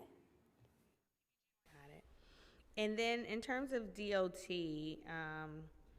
could you briefly provide an overview of how, and this is for DDC and DOT, how the two sister agencies work with one another as it pertains to the infrastructure projects? Yes, absolutely. I think our staffs are talking to each other on a daily basis. Tom and I, along with the project managers and our planning teams, have bi-weekly meetings where we go through all the projects, troubleshoot. Sometimes we ask questions about the status of our project. Sometimes they need something else from DOT, like a permit, and we are on constant communication. We want to make sure that the projects that are meant to register that year are registering that year, that we are giving them the right information in terms of scoping, We do make changes from time to time, which I'm sure frustrates DDC, but it is a great relationship overall, and I think Jeff mentioned the authority piece. We are in strong support of them coming authority because that also means they get to deliver our projects faster and on a timely manner. And going back to the earlier statement in terms of the marketing campaign, targeting vendors to specific opportunities and being able to kind of forecast what these opportunities are, I imagine it's going to require coordination. What is that coordination going to look like to ensure that it lines up with the timeline to submit for these projects? Yes. Yes, so the coordination is that we're working with SBS and with MOX in getting copies of the agency's procurement plans, which outlines what contracts are going to be awarded over the next 12 months. And then working with SBS to create a marketing and advertising campaign to certify companies where the opportunities are going to be. Once again, no longer a shotgun approach to just certifying a firm just for the sake of being certified, but let's certify firms where the opportunities are going to be. And once those firms are certified, let's integrate them into procurement opportunities in some of the strategies that we have created and some of the laws that we have been fortunate to get changed and approved. And how much will be put into this campaign? We are having those conversations right now as to what the advertising campaign would in fact cost. And do we think that in light of some of the budget constraints that the administration has spoken about over the last few months will prevent the rollout of such program? We are optimistic that in a very, very short period of time, the peg will be lifted and our financial conditions will improve. And how does DDC's partnership with the other infrastructure agencies help ensure procurement and project deadlines are more effectively met?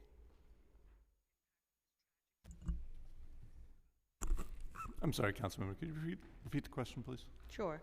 How does DDC's partnership with these other infrastructure agencies, aside from DOT, help ensure procurement and project deadlines are more effectively met? So our primary sponsors in infrastructure are DOT and DEP. We do a little bit of work for parks. But as Paul was saying, we have regular meetings both at the high level and at the project level.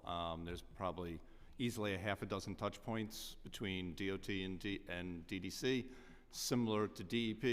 You know, there's permitting, there's technical, there's capital, and we're meeting across all those groups to ensure that the projects stay on time and on budget to the greatest extent practical.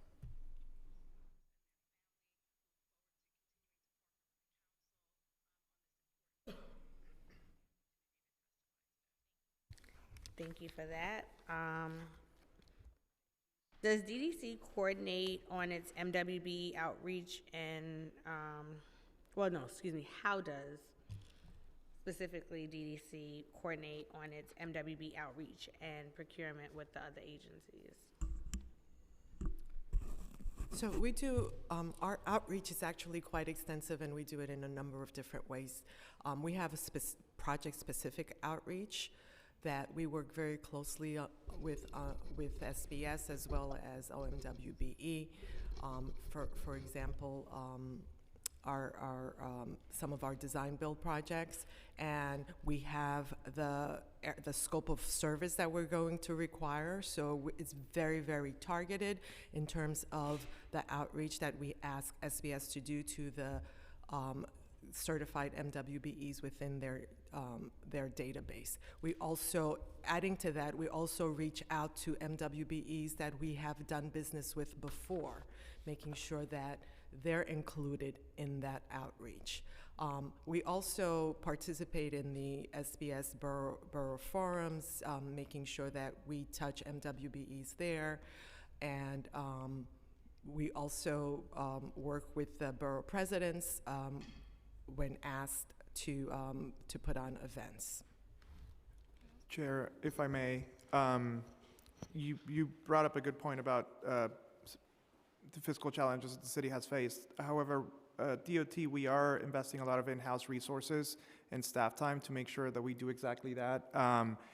Doing outreach events, we just held, and I'm going to turn it over to Carlos Bannister, who heads our MWB office. We held an event where we connected vendors, both subs and primes, and just to let them know about the opportunities of doing business with DOT. So I'm going to turn it over to Carlos. Yes, we've had industry days. That's how we do outreach. Like we have one today for like e-bikes. We're specifically focused on the various projects, and we allow MWBs to come in also to meet prime contracts for potential subcontracting and joint ventures. We had our doing business with New York City DOT, where we partner with Chief Garner, DDC, and other agencies, where we had over 570 MW vendors who came to the event. Also, we have done and changed our methodology on how we advertise our contracts. We do not just do the bare city record. We go out to 15 ethnic media groups on the various areas. So for instance, we will look, if we have a contract in Queens, we will look for the small newspaper article media people to advertise those projects for us. I have a follow-up question. The outreach events are great. What are the metrics or return for investments for these events, and how are you tracking it? And what percentage of the attendees are new first-time vendors for New York City within the MWBEs, and how many people attend per outreach? I can take it. First of all, Chair One, congratulations, and we hope that we have a Queen cyclist very soon, so congratulations. So we've seen a dramatic progress in our MWB utilization rate since this administration and Commissioner Rodriguez took over. Just to give you a sense, in fiscal 22, we had a 11% MWB utilization rate. In fiscal 23, we had a 24% MWB utilization rate, and we are now on track in fiscal 24 to meet the 30% MWB utilization rate. We're doing a lot of things. I think one of the things that we haven't really talked about is the waivers that we sometimes get in our contracts. So what happens is we put out a bid. Let me give an example of the milling contract, which is a core function of DOT. We get the bids that come with waivers to say, hey, actually, I can't meet the 30% MWB goal. Well, we've denied those waivers. We're not even taking a look at them, and we are requiring those 30% MWB goals. So that has bumped our numbers significantly, and we hope to continue doing that. Could DDC also answer this question about your outreach events, your return on investment, and how you're tracking metrics? How many of the people who attend are brand new within MWBEs, second time, or existing vendors? Those are definitely metrics that we've been tracking for the past, I believe, since 2015. I don't have the percentages with me today, but of the 9,400 unique vendors that we've reached out to, I can tell you, I can follow up with you and tell you exactly the number who have been able to get contracts with us. We can follow up with you with that information. Thank you. Could you further, excuse me, just catching location. Could you further discuss the pre-qualified list that DDC is putting together for MWBE general contractors? And a follow-up question to that is, what is the status of this list and how many applicants have applied so far? Sure. So in 2019, I believe the state legislature allowed the city the ability to create these MWBE-only PQLs. So over the last couple of years, DDC has worked on that, and we've established the MWBE PQL. I don't know the number who have applied. I do know that we have 16 MWBE vendors on our MWBE-only PQL, and it's a rolling PQL, meaning that people can continue to apply, and we add them to the list. Of the 16, how many are minority, how many are women? Can I get back to you on that? Okay, if we could get that answer here too. Yes. And also, while we're on this pre-qualified list, and I know, Mr. Garner, in your remarks earlier, you lightly touched on the migrant contracts also. And so the commuter vans are used to transport migrants. And I'd like to understand how have those who are doing that transportation work been identified, if it was through the pre-qualified list? It's a combination of outreach, pre-qualified lists. As recent as yesterday, we asked SBS to send over a list of transportation companies for an opportunity that exists here at City Hall with transporting documents and other kind of mail at various sites. And so there's a outreach of those firms who are already certified in order to integrate them into the process. And so can you elaborate on what the process is? Because obviously there's no RFP out on this, but there are contracts that have been awarded for transportation services by commuter vans. And can you also shed light on what commuter van companies have been secured, and if they are M and or WBE? Right. So yes. So we have existing contracts. For example, the Gartner Group. The Garner Group is operating some of the migrant facilities, and under their scope, there are transportation services. So the ACO at that agency will reach out to either our office or SBS, ask for a list of transportation providers, and then integrate those firms into the opportunity under that outside consultant. And then their contract, I would imagine, is then updated to include this new service and new dollar amount? Yes, yes. And so, and you said, and is the name Garner Group? Yes, the Garner Group. No relation. I will not be sitting here right now. So. And are they a M or WBE? No, they are not. But we're still holding their feet to the fire for MWBE. What's the size of that subcontract contract opportunities. right now? I'm not really sure. I can find out for you. Please. And are they the only one right now that's been identified for this?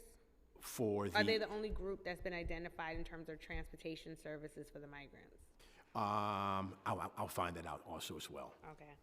And do they have a goal that they're required to have in terms of MWBE participation? Goals in those contracts are 30%. 30%. And is it like 20M, 10W, or is it 30 for MW, either or? I would highlight, Chair, I think for the specific example we're talking about now, for Garner, you mentioned not an RFP. If it's an emergency contract in the technical sense, now the Garner contract is not. It is a government-to-government contract. We're actually leveraging the federal government's purchasing power using that. This was one of the first contracts leveraged. Slow down, you're going to Sure, I'm sorry, Chair. But for an emergency contract, that is excluded from Local Law 1.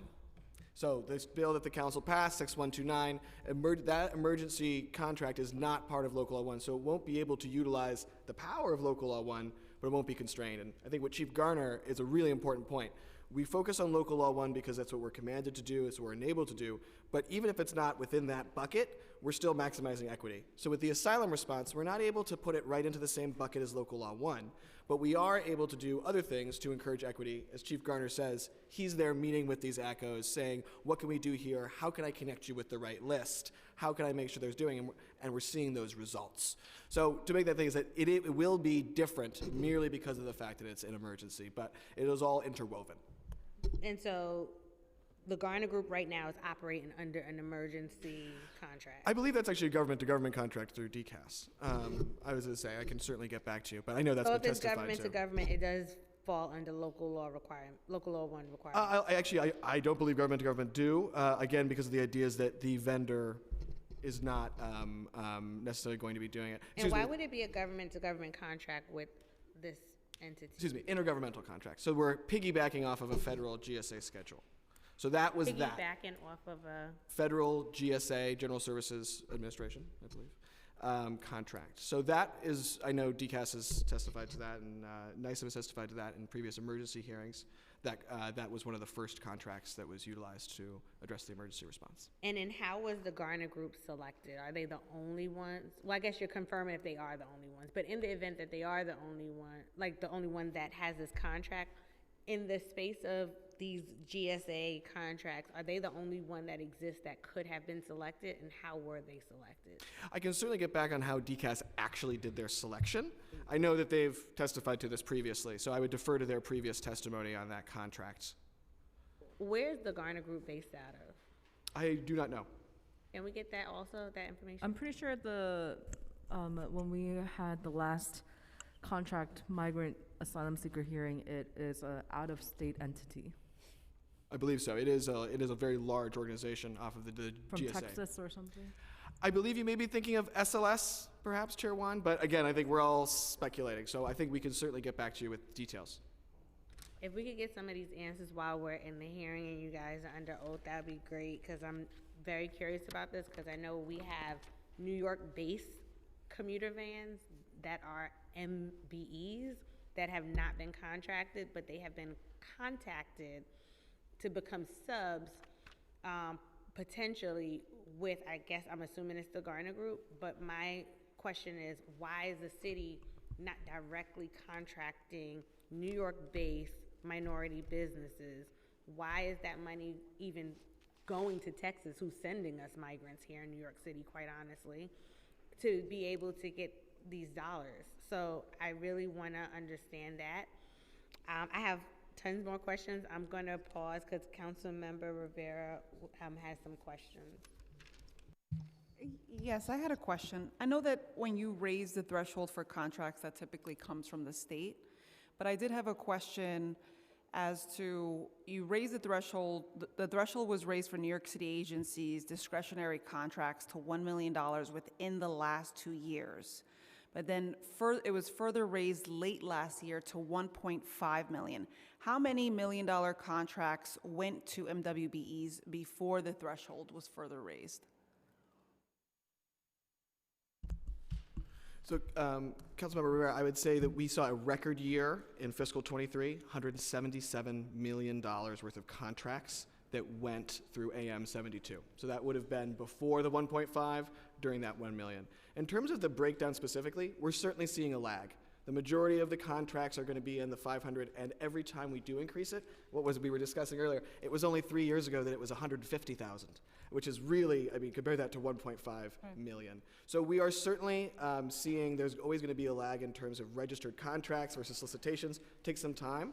So it's something that we're very interested in. I'd be happy to share with you the detailed breakdown of what happened before then. But it's certainly a key goal. Every time we raise that increase, we need to be pushing agencies to really, really capture it. It's something that we talk about all the time and something that we encourage our agencies to do. So it definitely lags, I think for understandable reasons. But that's the key point, as Chief Garner and our agencies have discussed. Getting those higher dollar prime contracts is crucial and huge. And so being able to go up to 1.5, we're going to fight for every ounce of authority we can get, and then we're going to push our agencies to use every ounce of authority they can get. Hey, Councilmember. Good to see you. If I may, from the DOT perspective, I think Charles is absolutely right. We actually, every time the numbers increases, that just means we have larger contracts to give out. So let me give you 2 examples. The council passed a bill that requires DOT to create a buyback program from e-bikes. So the bill passed right around when the threshold was going to be increased. Our original program was going to be $1 million because we wanted to use an MWBE vendor. When the governor signed the increase to $1.5 million, so then we just upped that number to 1.5. And it's not just increasing our MWBE utilization, it's actually a faster procurement too. So it's sort of a win-win for agencies. And we do that too with some of our purchasing for laptops, for example, or computers. We usually max out the threshold of whatever the limit is because it's faster and it also accomplishes our MWBE goals. So I just wanted to ask the breakdown you're going to get our actual numbers? Because I realize lags is you're trying to keep up and you're trying to increase the number, and we appreciate those efforts. We're just curious as to where the numbers stand right now. Yeah, I can certainly follow up if you want a specific breakdown of brackets within that method before it went to 1.5. Is that correct, council member?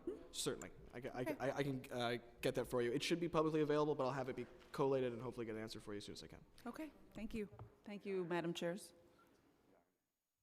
Thank you. Adding on to Councilmember Rivera, how many contracts are in the $1.5 million range? Do you know? As a total subset of city contracts, 1.5. I can review our data and get back to you very quickly. I have it here. I just have to collate that. So all contracts under 1.5? How many? Yeah, how many Okay. are in that range? Yeah, because So I can certainly get that information for you. Let me try and get that right now. Staying in the line of pre-qual, what kind of outreach does DDC engage in to reach MWBEs and inform them that these programs like pre-qualified lists and the mentoring program exist? In terms of the pre-qualified, the PQL, we do quarterly information system sessions for MWBE construction firms because the PQL is focused on construction. So we do quarterly information systems sessions, and then we also work with SBS to provide assistance to those firms who are interested in applying, in completing the application. So that's on a quarterly basis. How often are the pre-qualified lists on average utilized? So anytime, so the way that it works is that anytime we have a project that's valued under $3 million, a construction project valued under $3 million, it should go to that list.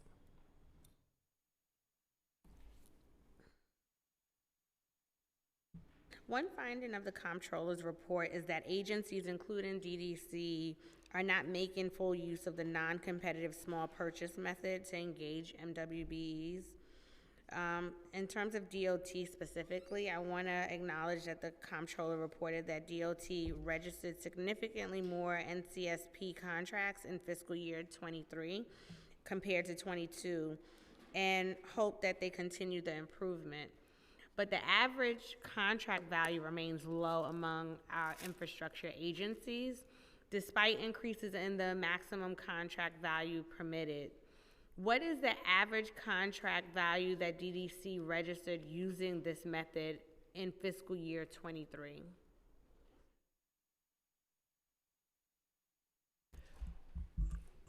We'll get that information for you, but I could tell you that as far as DDC is concerned, the $1 million threshold was challenging because the value of our contracts tend to be very large.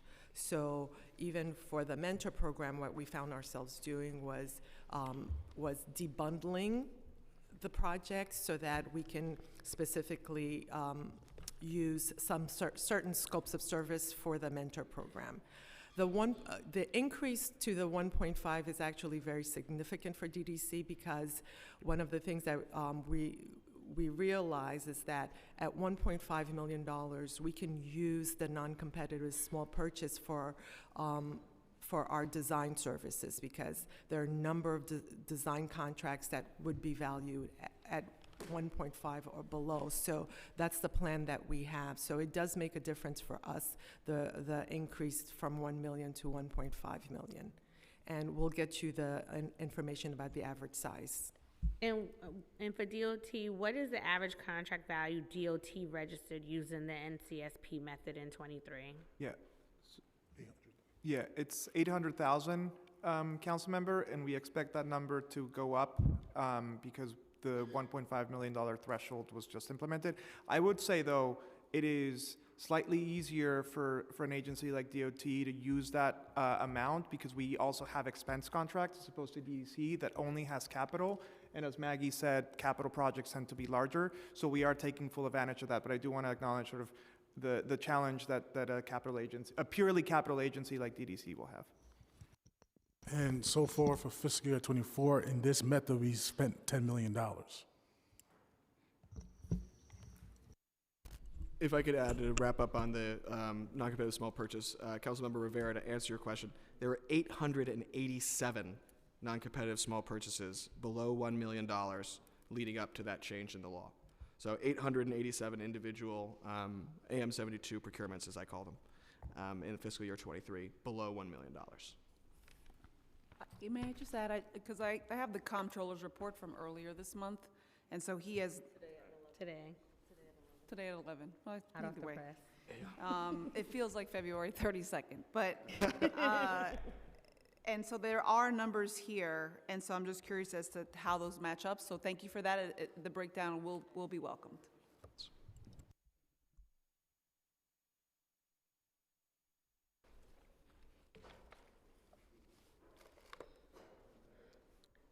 Does the DDC keep track of diversity within diversity metrics to ensure that our city's MWBE program reflects the diversity of the city's entrepreneur community? And how does the DDC plan to improve the situation where the bulk of MWBE contract value goes to a few minority groups while women of color and Black and brown business owners seem to be left behind? So I want to share that DDC is really proud. We were the first city agency to disaggregate goals.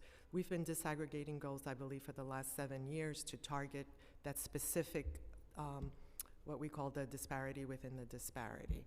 And the way that we address it is to make sure that we are setting goals for African American and Latinx vendors. That's the way that we target it, to make sure that we are addressing that. And it's something that we monitor anytime that we get, on a quarterly basis, we get our data from MOX, and one of the first things that we do is we disaggregate it for use based on ethnicity and gender and race, and so that we can address the utilization gaps.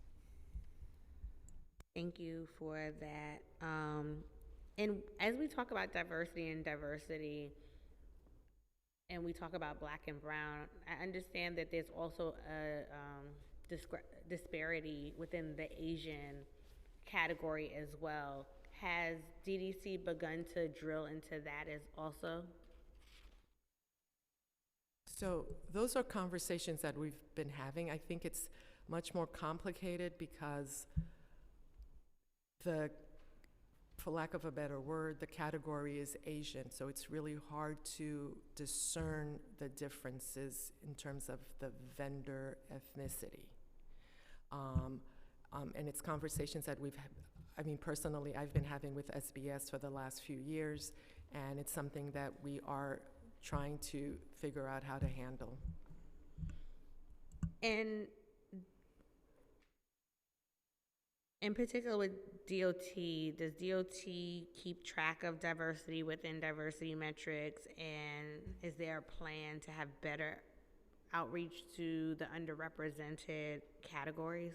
Yeah, the short answer is yes. Commissioner Rodriguez, top priority at DOT has been increasing the number of FWB participation among our contracts, and that same issue that you're referencing, Councilmember, is a key part of our work.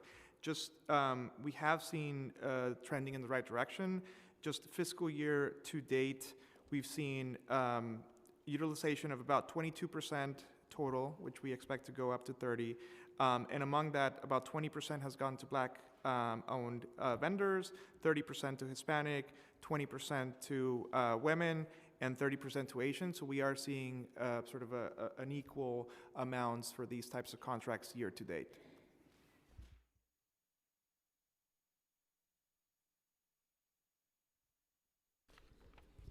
Mr. Gardner, according to the citywide disparity study, there are significant gaps in MWBE utilization on city contracts compared to availability. What, from your perspective and your experience, explains these continuing disparities? I think Maggie indicated that they were the first agency to assign disaggregate goals. And so we are monitoring agencies now to include those disparate groups, including Black, Hispanic, and Asian women, in their outreach and in their focus on awarding contracts. And so, once again, we are having weekly CompStat type meetings. That's certainly one of the topics on the agenda. and certainly having those weekly asylum meetings where we are asking agencies, those 6 agencies that's buying services, how many contracts were awarded last week? How many of those contracts were awarded to Black, Hispanic, and Asian businesses? What's in your pipeline? But what do you feel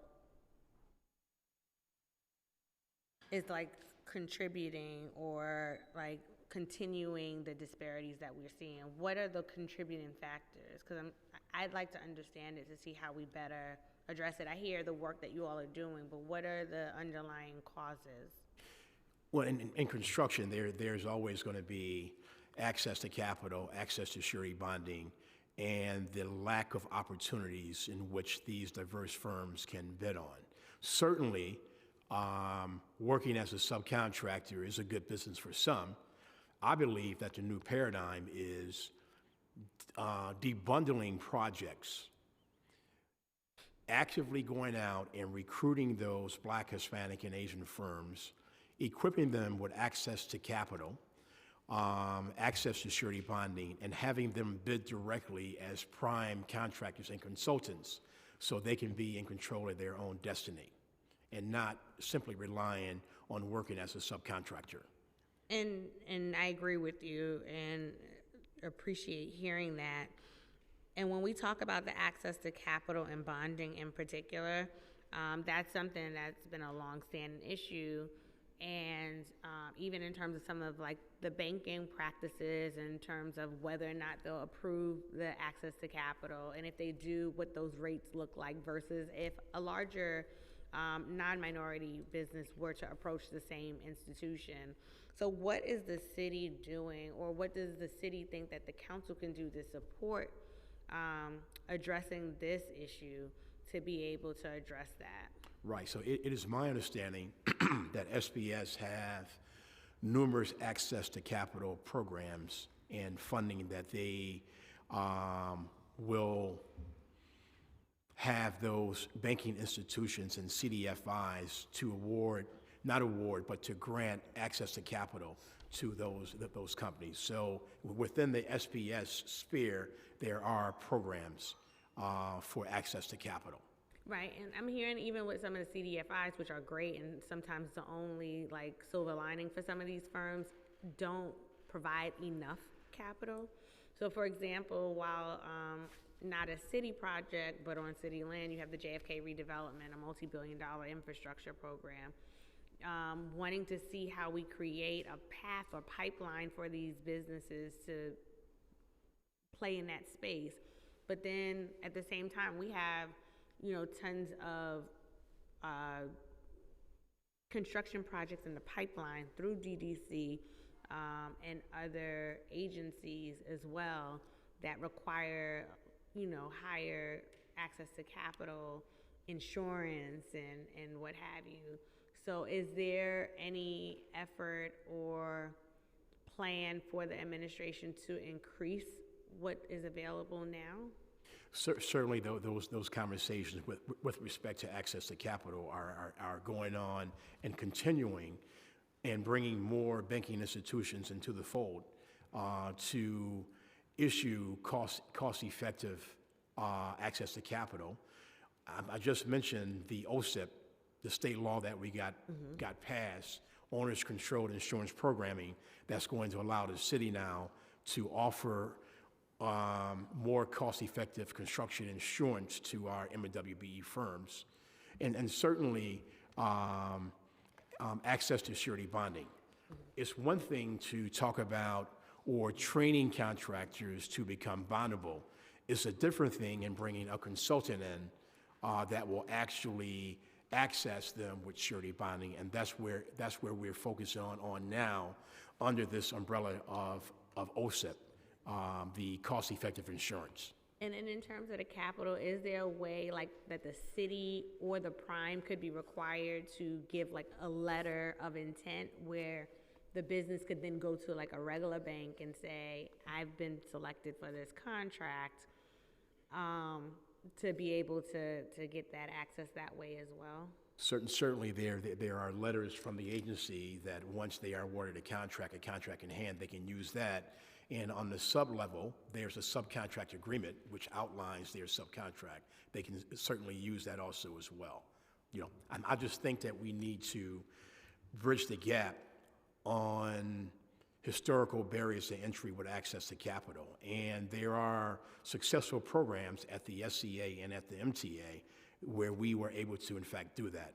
I'm optimistic in having conversations and input from the City Council and others that we can work with SBS in creating viable solutions that will eradicate the barriers to entry and the lack of access to capital.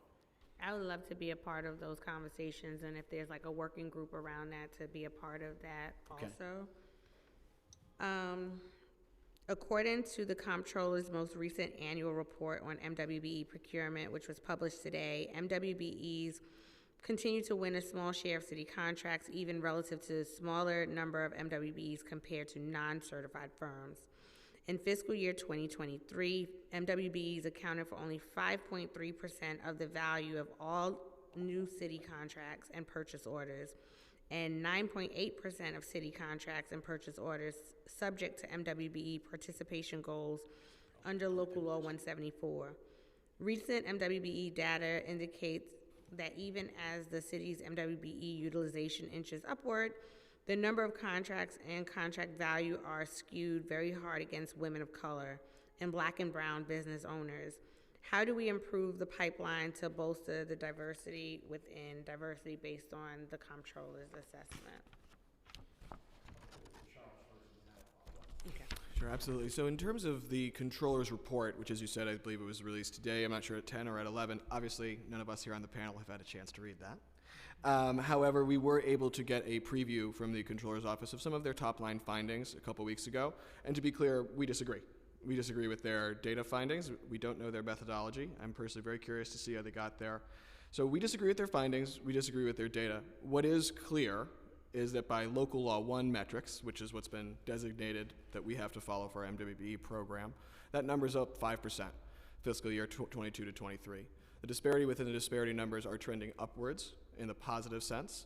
When we're seeing in terms of MWBE utilization, we're seeing everything trending upwards. So although I'm interested and certainly appreciate their analysis, we also are curious about the difference between those numbers. Crucially, again, we look at two numbers. Local Law 1, which both enables and constrains us, that's a number that has specific inclusions and exclusions, and then 1 NYC, which allows us to be more holistic about everything the city is doing. But we must be very rigorous in those numbers. By both of those metrics, we're seeing huge success. With the disparity, we're seeing success. And when we say, even outside of Local Law 1 in that area, emergency contracts and the like, we're seeing success. So we look forward to responding to it further and look forward to reviewing their underlying data. And so DOT would like to follow up on two projects since we have you here under oath. The first one is about the Queensboro Bridge bike path. Yes. What is the status of that? Thank you, Chair, for that question. Our timeline remains the same. I believe when our first Deputy Commissioner testified, we said the pedestrian access was going to be open this summer. I believe our teams are scheduling a meeting with our Community Board and Councilmember Wan's office to give you the plan. But that is still, the timeline still remains the same. The timeline doesn't remain the same because the initial timeline that you gave was years ago. And the mayor's office had received a commitment from DOT to put the fence up for the South Outer Roadway for the pedestrians in August of last year, which you did not meet. Understood. So when is the date that you're going to be coming to the community board? I believe this spring. Yeah. Yeah. So you this don't spring. expect any further delays for the construction of the South Outer Roadway? No. And no, not that I'm aware. It'll be this spring, and we'll coordinate with your office to make sure that obviously the date works for you and the relevant stakeholders. And if there is going to be another delay, I'd like to have a commitment today that you will notify Councilmember Wan and our committee staff with a full explanation of why. Of course. Because this project continues to be pushed out. And, you know, construction costs, unfortunately, don't go down for the most part. They go up. And so we want to make sure that this is completed and the commitment is fulfilled to that community. Understood. Next, I just want to check in on my own project, Bayswater project, for the 31st Council District. And I understand, I would like to understand both how DDC works with other agencies and how MWBs are engaged in a project like this. There's a pedestrian improvement project DOT is undertaken adjacent to Bayswater Park and building in conjunction with DDC. So can DDC and DOT walk me through their partnership on this project and what it looks like? What has the process of community engagement been, and is there planned community engagement for the future?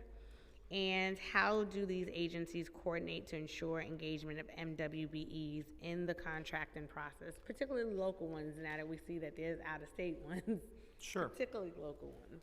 Yeah, I'll speak in generality, because I don't know the specifics of this project, council member, but typically we design the scope, and then DDC takes over the project. They are usually the ones who do the community engagement, and we sometimes go with them to community boards to present plans and answer questions. But the outreach project is done by DDC with our support. Jeff, I don't know if you want to add anything else.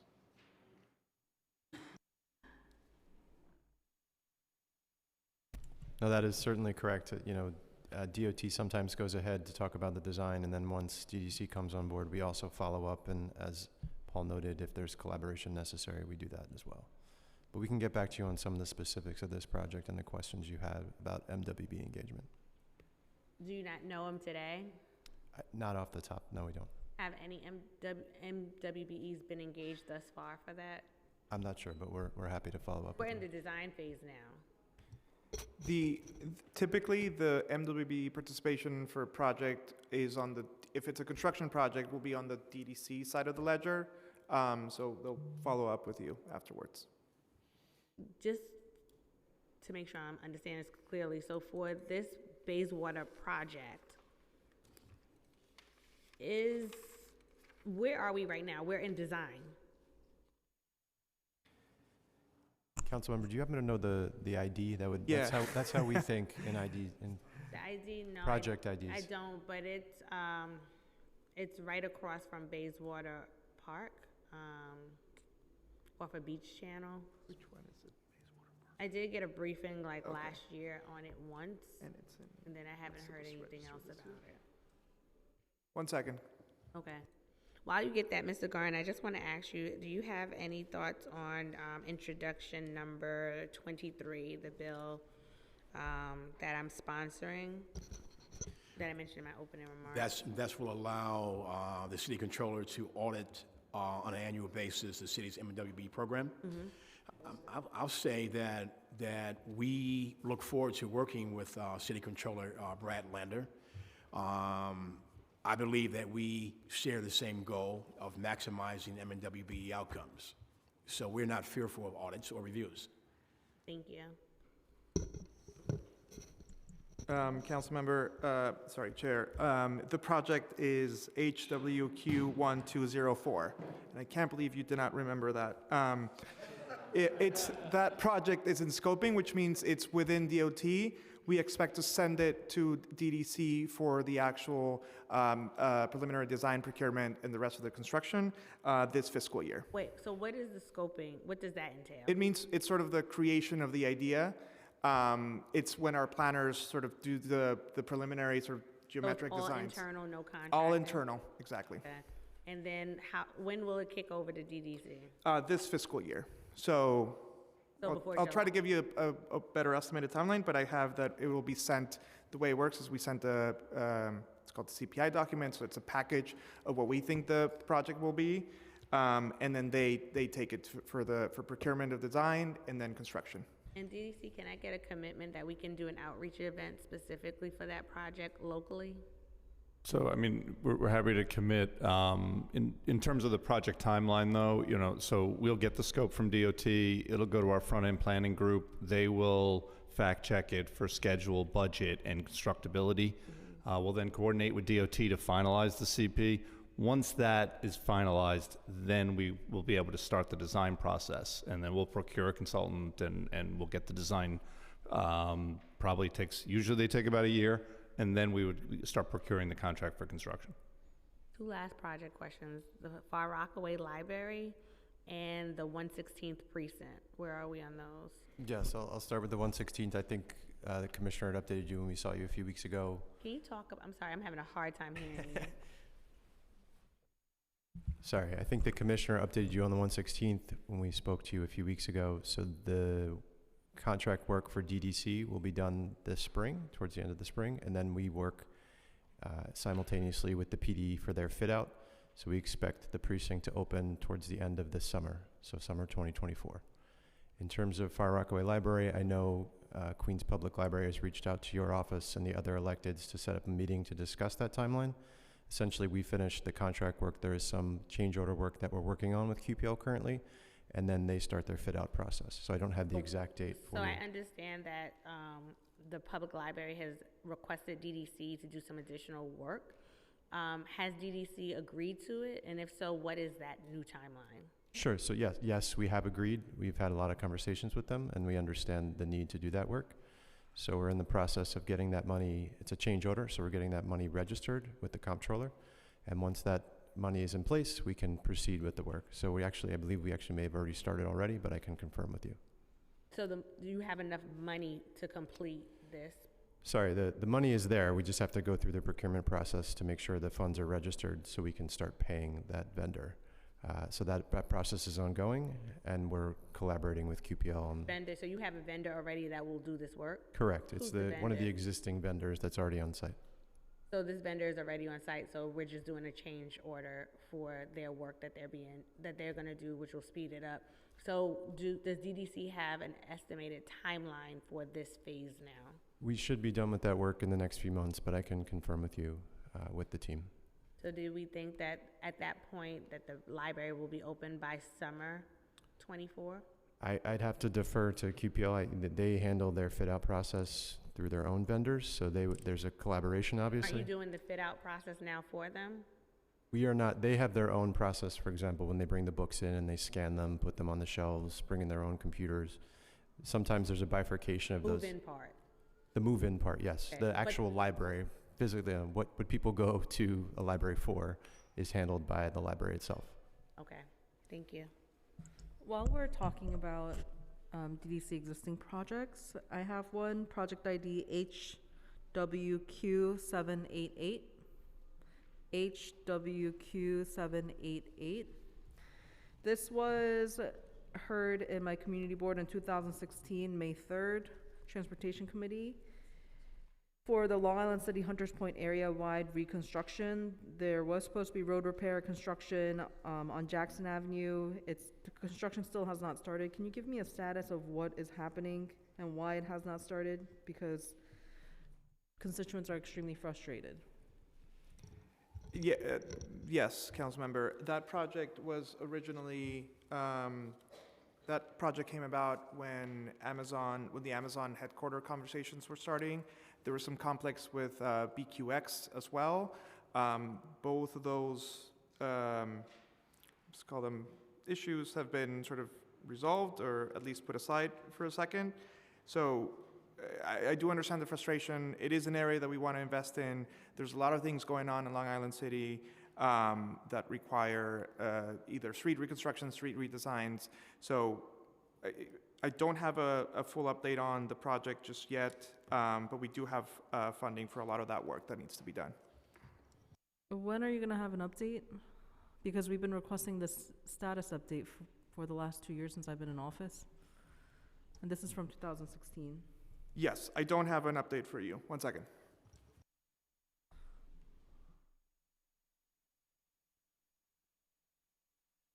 Okay, so it's not the full project, but there's a subset of that project in Court Square. There are some pedestrian improvements that are in preliminary design, and we expect the contract to be registered in the spring of next year, spring of 2025. And it's about a $17 million project around Court Square. Okay, but can you do at least the basic repairs? Because we can't wait years and years and years. Now it's gonna be like a decade before the repairs are even made. The project's supposed to include traffic calming, such as speed bumps, raised crossings, slow zones, sidewalk extensions, in addition to the total reconstruction of the street extending from 5th Street to 44th Drive to Jackson and Borden Avenue, but the basic repairs have to be made. You're making people wait more than 5 years for basic repairs now. Understood. Let me talk to the team. Maybe there are some interim repairs that we can do. We don't usually go and repave streets, for example, that require reconstruction because the asphalt will not withstand sort of the underneath or underlaying issues. But let me see if there are things that we can do in the interim while the capital project moves forward. You're right that it will take years for the capital project to move forward. Who is the best point of contact for us to follow up on your team with? You can follow through my office, and then I'll get the right folks involved. It'll be a combination of the traffic planning team and the capital construction team. Okay. And just to wrap up, we're gonna wrap up this hearing, but I wanna go back to the disparity report. We're very, very happy to hear that you have a contract with CUNY, and we're expecting in November. Has your office conducted any interim analysis on more recent contract data to track how MWBE utilization rates have changed since 2015 when the last report was made while we're waiting? If not, why not? And shouldn't progress be tracked more regularly even without a full disparity study? So with regard to the disparity study, the opening meeting is scheduled for like right now, so my staff person's engaged. There are final negotiations on the assignment that's taking place. With respect to data, we're getting data more frequently, so we can use data as a tool to move forward in a way where we can correct deficiencies. And so the short answer is yes. But as I indicated before, we are having conversations about investing into an information technology tool, which will allow us not only to track MWBE contract awards, but more importantly, to track MWBE payments. What technology are you referring to? We are still having those conversations right now. There is something that we are looking at, but it would be a premature for me to talk about the exact product, but in a very short period of time, we will be circling back around. For your new contract with CUNY for the disparity study, has your methodology for conducting disparity analysis or establishing availability benchmarks changed in any way since the 2018 study? Is it what again? I couldn't hear you. Has your methodology for conducting disparity analyses and establishing availability benchmarks changed in any significant way since the 2018 study for the new one? Yes, so in the scope of services, we are going to include the non-mayoral agencies and their spend also as well for the first time. And once a new report is produced, how long until you update the MWBE goals in the administrative code? It'll be soon, shortly after that, but I will defer that to Charles. Yes, of course, the city does not have the ability to change the administrative code ourselves. That would require local law action. So it would, of course, require more than just the display of the disparity study itself. Okay, because the last time the administration put the onus on the council to update the numbers, but it's within the administration's authority to update them. So I know that those numbers, and I'll speak to those or I'll defer to those who actually set those numbers. There's an ability to set the numbers, but if you're asking about changing local law 1, or as we colloquially call it, or 6129, which was your question, then that, of course, if we're changing 6129, of course, we would need to partner with the city council. Okay. And for Michael Gardner, according to the Comptroller's most recent report, 61% of MWBE contracts registered in fiscal year 23 were retroactive.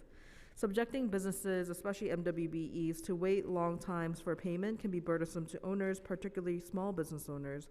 What is the city doing to ensure MWBE contracts are paid in a timely manner? Yes, we certainly disagree with that number, most significantly. So the numbers that we have is 21% fiscal year 23. We told them that in a letter, so they're aware of that difference that we see. So I'd be curious as to the methodology for retroactivity for MWBE that got it to somewhere in 60-something%.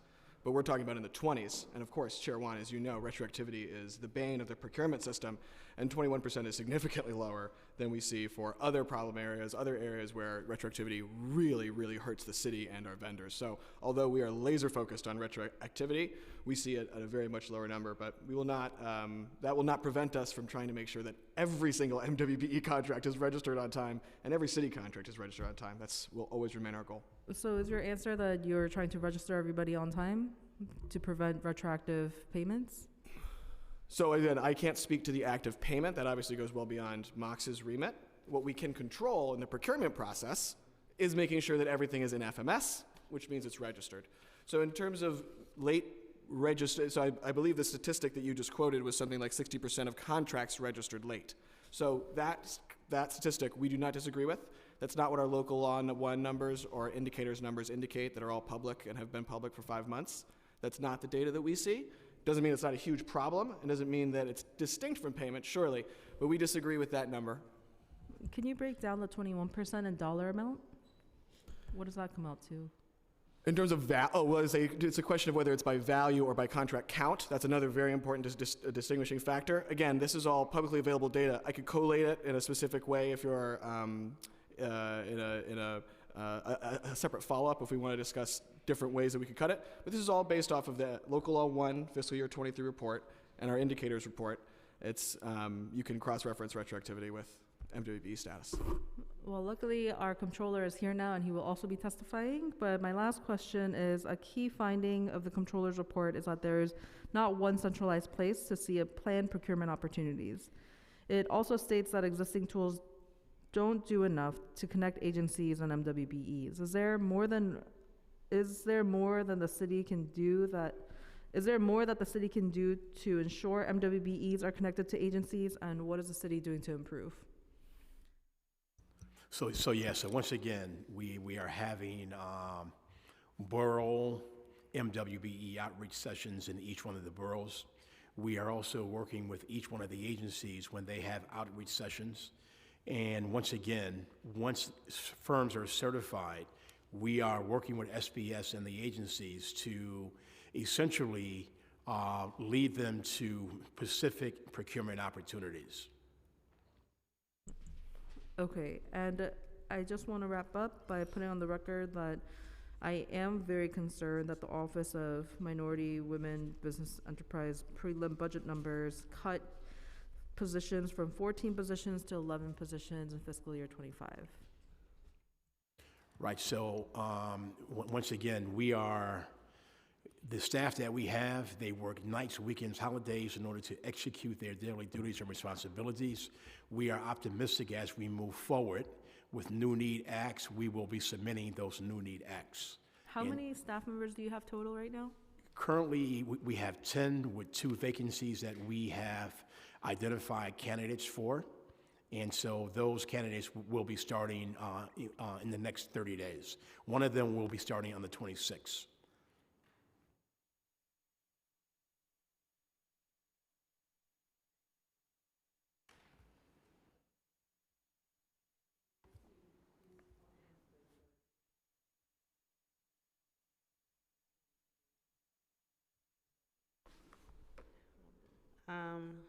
Really quickly before we pivot to the comptroller who has now joined us. In this committee, I have asked DOT for updates on whether the agency is meeting the legal requirements set forth in the city's streets plan law. Given the important partnership between DDC and DOT on capital projects, how can DDC be a part of the solution and ensure that DOT can meet its legal responsibility? I can start and then turn it over. So the way we're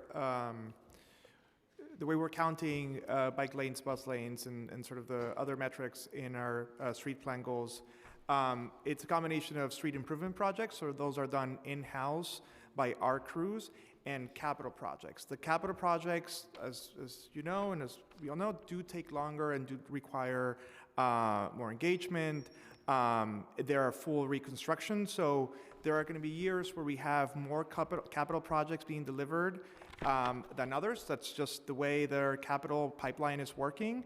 I would say the partnership between our both agencies is great, but I think DDC, and as I said, there's just going to be fluctuations between some years we'll have a bit more capital, let's call them like protected bike lanes, coming online versus others where we will have more street improvement projects which are done in-house. I would just add to that once it comes to the construction side at DDC, we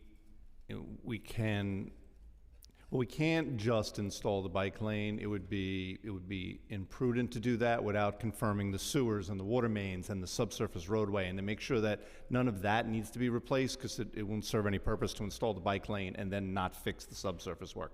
So when it comes to us, there's often additional scope that we need to manage, which is why the projects take longer, which is yet another reason we've been pushing for alternate delivery in order to kind of speed things up and to have a much broader band of opportunities to bring in contractors and designers early and connect them and figure out ways to build things faster. Are there any in the pipeline right now as it pertains to the streets plan?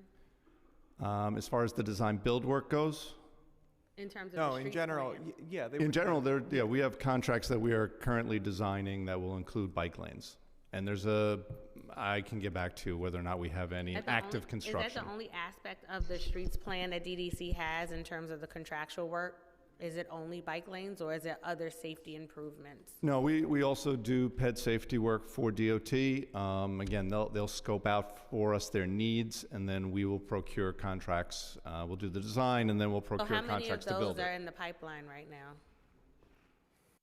Well, if you're including pedestrian ramps, Right. then there's, we put out, I think, 15 this year. So we're doing ped safety each and every year, if you're including the ped safety, the pedestrian ramp program. But then there are all further ped safety. It includes bikes and corner bump outs and things of that nature. Those projects, they're not as voluminous as the ped ramp projects, but we do probably several of those every year. Yeah, and council member, so Queens Boulevard is a project that DDC is managing for us, although I do have to check if it was already counted towards a protected bike lane. If it's reconstructed, we don't recount it. It's only new, and this is why we always talk about streets plan as having a few holes, because protecting bike lanes that bike hardening is not counted in the streets plan. So those are things that we weren't doing in 2019 that we are doing now, but we're not double counting them as sort of new construction. And I did wanted to clarify that if it's a new project that the DC is carrying it, we don't count it until it's completed. So we are not counting them before the project. You're not counting it, but like the number 15 you gave is what's in process. It's Correct. not completed. So DDC has a number in terms of what is even in process right now, because DOT has and been we would have that number. I mean, it's the same. We would have that number of the pipeline projects that are in DDC's cord that will come with a streets plan goal. I think that's the universe of Well, it's interesting projects. to hear you say that, because in our last streets plan hearing, DOT could not tell me any numbers at all, really. And so you're now saying that you have an idea of what's in the pipeline and what's complete, but that was not made clear. No. So can you let me know right now where you guys are with the goal? Sure, and I think the answer is the same. We know what's in the pipeline. We just don't know what's going to be delivered that year for the streets plan. So that's kind of the difference. What's in the pipeline? So there's I don't have it in front of me, but there's a construction pipeline that I have no issue sharing that, and then there's a street improvement pipeline. So share what you have no issue sharing. Sure, Let's I start just don't there. have it in front of me. We can take out so Queens Boulevard is one that I know for sure is in DDC's cord. I think there's a couple of projects in Corona that have been that we're going to be doing raised crosswalks. We can share the list of capital projects that include some bike component if you wish. That's not a problem. Can DOT commit and DDC jointly commit to providing this information to my committee staff by the end of this week? Sure, we can send you I just don't know exactly when they will be delivered, but we can send you the That's fine, projects. you can Sure. categorize it like that, what we expect to be delivered, what's in the pipeline, we just have no idea. That's totally fair, and yes, we can do Because that. in a sense, it could be that the streets plan timeline may not be something that is technically feasible based on the processes, but we don't have any line of sight on it because you're not sharing any numbers with us. Yes, we can absolutely share the capital projects in the pipeline that DDC has. That's not a problem. I think the one where we struggle more is on the street reconstruction side, because those, as you know, require a lot of engagement with the community, and I can't commit to a number that same year. It may be, so let me give you an example. I think Councilmember Banks was here. Cozian and Wortman was an incredible protected bike lane project that took 2 years of engagement. So the way we see it as something in the pipeline just doesn't mean that's going to be delivered that year. So that's sort of the disconnect of why we are hesitant in sharing the numbers in that year. We like to, and we're going to be releasing the new streets plan in the streets plan in the next few weeks that looks at the projects that we completed last year. And that number will be. And I'd like fixed, to have obviously. it broken down by boroughs too, just to Sure. see which borough is getting most of the dollars and cents, because communities like mine, we really need the infrastructure projects to happen to make our streets safer. And we don't really see as much of that going from like a lay perspective. When you walk on the street and you see how you're crossing the street and what that dynamic is like, I'm thankful DOT installed really quickly a traffic light and crosswalk in my district. Unfortunately, it was due to a crash. So I'd like to know how this money is being prioritized and spent across the city. And with that, before I pivot to Comptroller, there are 4 outstanding questions from DDC. Do you have your answers now?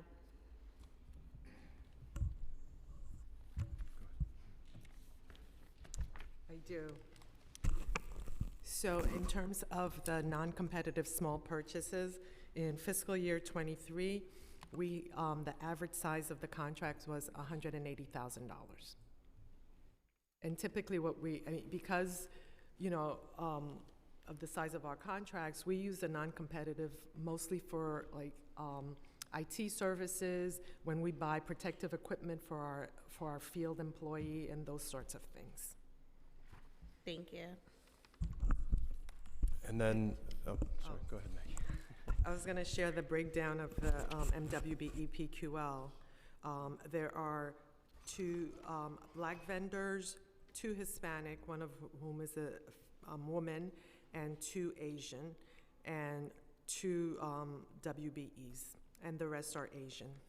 And the other rest are what? Asian. Wait, so 2 Black, 2 Hispanic women, 2 Asian, 2 WBs, and then... And 12 Asians. But you said Asian already, is it? 11 male, 1 female. Right, so Women-owned. 12 Asian, 2 Black, 2 Hispanic, 2 WBEs. For a total of 18. Okay, thank you.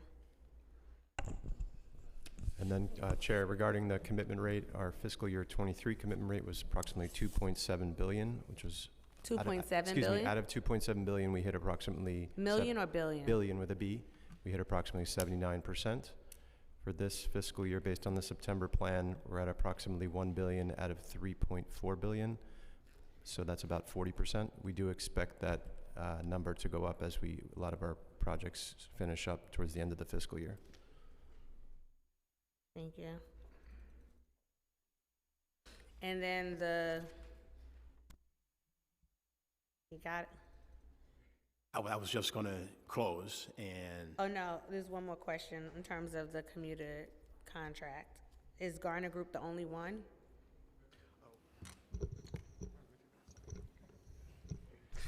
Thank you, Chair. To return to that, I would say we could certainly, in terms of who's providing transportation for the asylum crisis, I would imagine that there are transportation aspects to a lot of the different contracts. We should certainly get back to you to understand, so if I understand your question correctly, vendors or subcontractors who are doing transportation services within the asylum response. So I would say is that, as Chief Garner said, that is part of the scope of Garner and Environmental Services, but I will definitely go back with the agencies to confirm if those services are being provided somewhere else. I would imagine they are, given the nature of the response.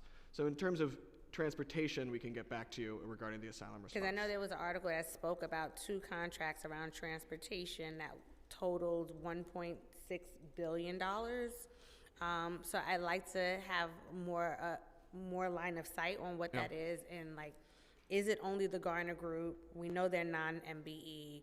You know, how did they get selected? Why did they get selected? They're from Texas. So I'd like to understand that more, and why we're not using our minority commuter vans in New York City, and how we can be able to now leverage this GSA contract the same way we are for a Texas company for our businesses that are struggling here in New York City. Okay, yeah, so we can certainly get back to you with what that universe is. Thank you.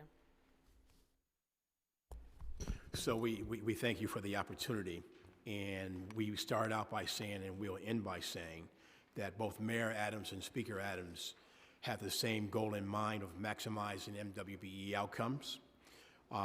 We have worked with our legislators up in Albany and got a lot of tools that we need. We are currently implementing those tools. We look forward to working with City Controller Brad Lander, who we consider our partner in maximizing MWBE outcomes. We also have a special view and focus on what Mayor Adams has indicated, that he wants to use government contracting in driving equity in communities of color who have historically been shut out. And we understand that we are going to do that, because access to contracts equals job creation, home ownership opportunities, better educational and better healthcare options for our MWBEs. And we look forward to working with you and this esteemed body in maximizing MWBE outcomes. Thank you. Next, we'll hear from the New York City Comptroller. We will take about a 2-minute break to allow him to get situated.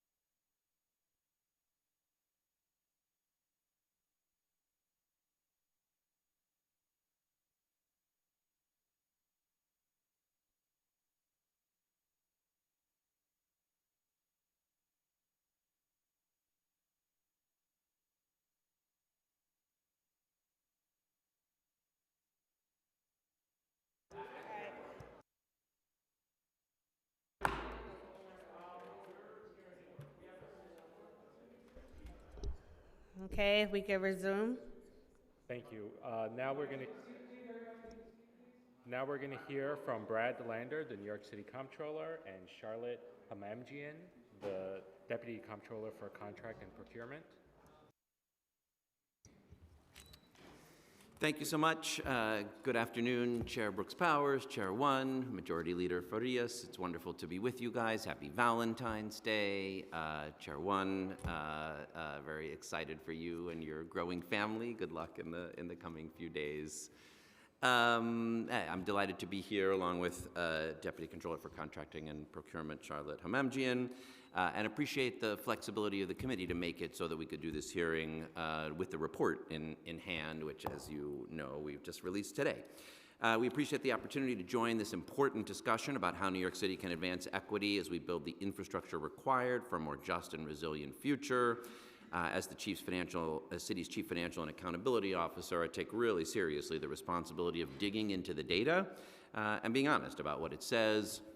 Our office recently released a report on the racial wealth gap in New York, which highlights the stark disparities between white and black New Yorkers. We found that the median household net worth of white New Yorkers is $276,900, nearly 15 times that of the median black household at $18,870, and the numbers are comparable for Hispanic families. That's a wider racial wealth gap than the United States as a whole.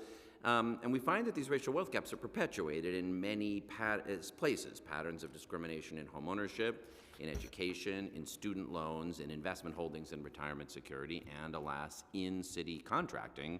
Contracting, and that's the whole reason you're having this hearing, is a powerful tool to achieve New York's priorities, how we build our schools, repair our roads, upgrade our parks, provide services to our kids, on and on.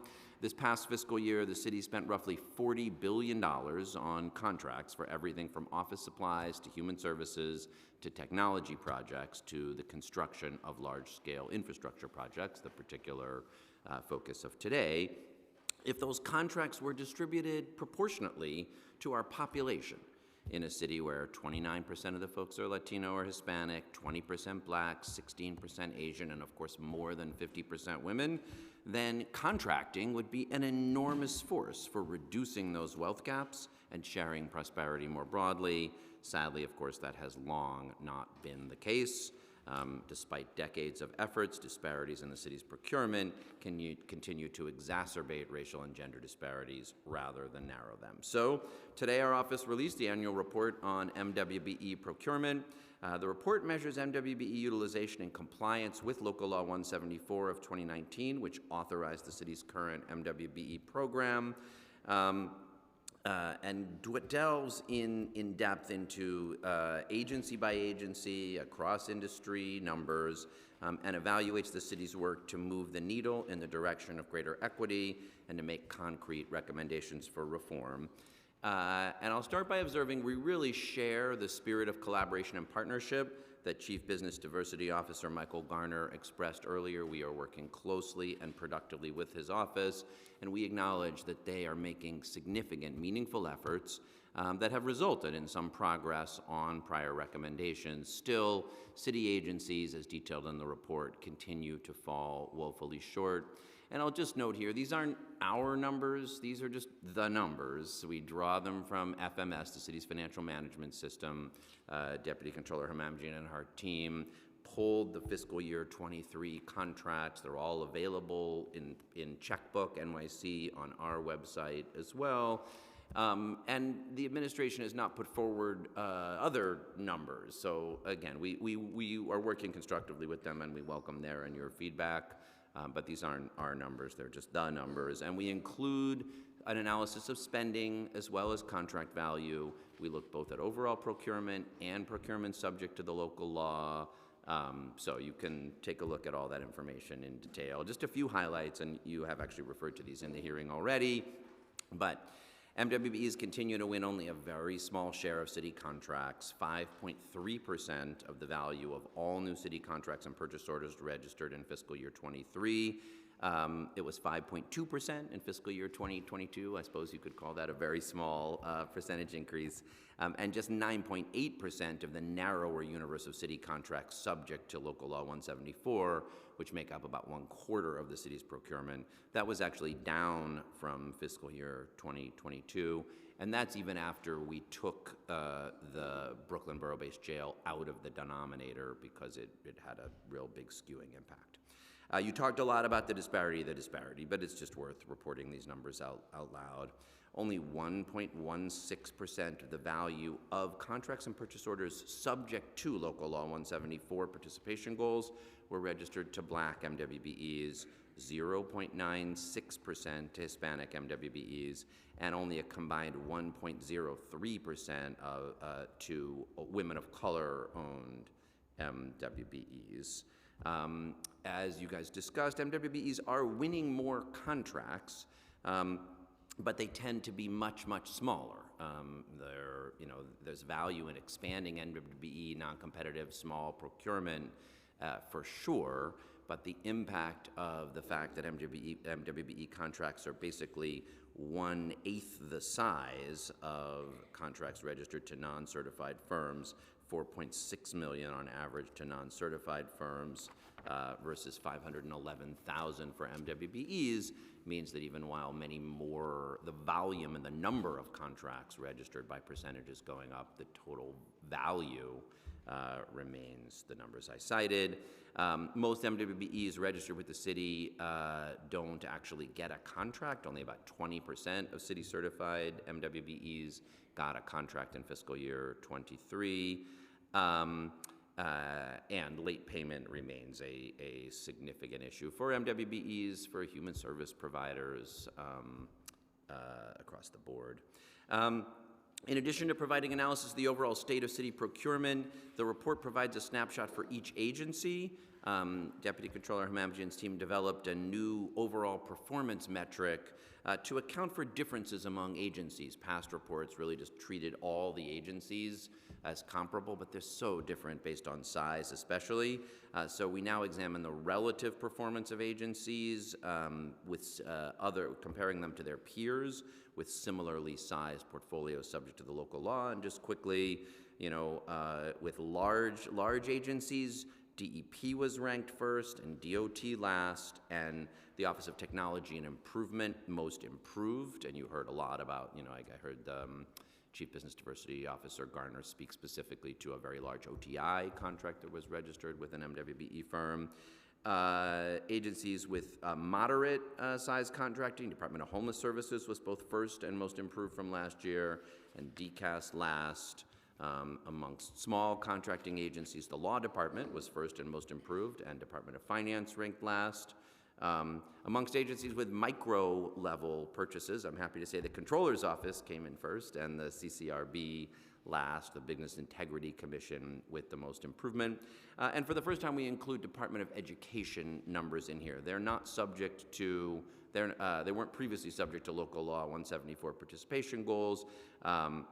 But in fiscal year 21, DOE's procurement policy and procedures were amended to implement an MWBE goals program consistent with Local Law 174. So this is the first fiscal year in which those rules were effective, and MWBEs accounted for 8.92% of DOE prime contracts or purchase order registrations, about a percentage point below the city as a whole.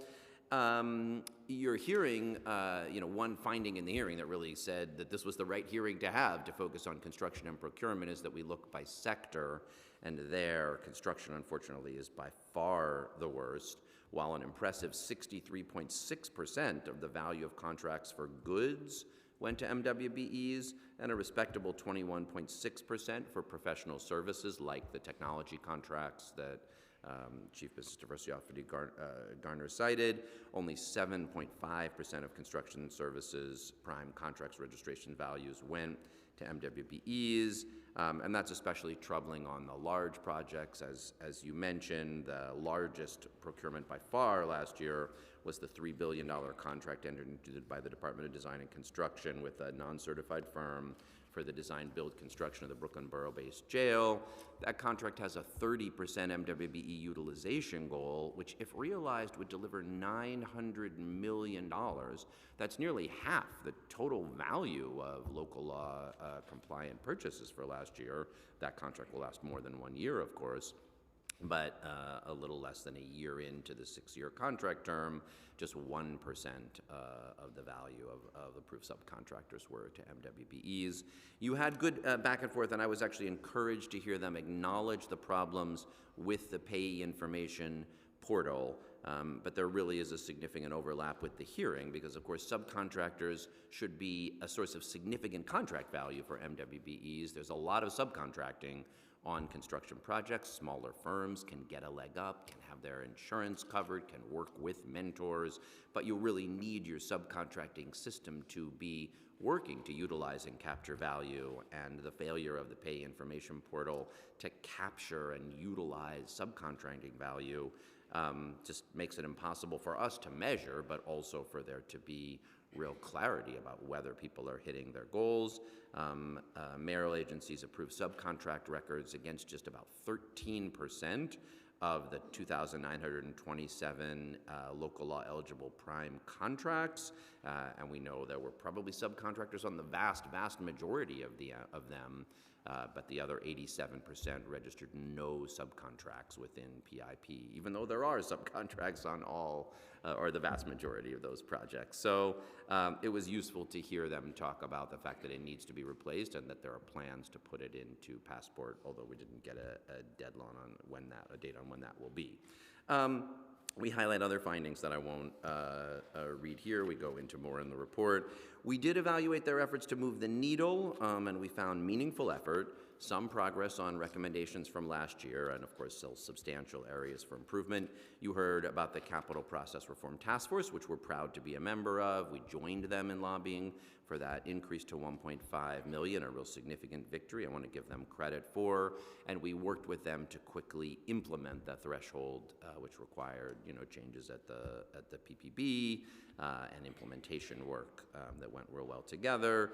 We really respect the work on insurance and mentorship that they won, and are back up there again on some other things, including more alternative delivery methods.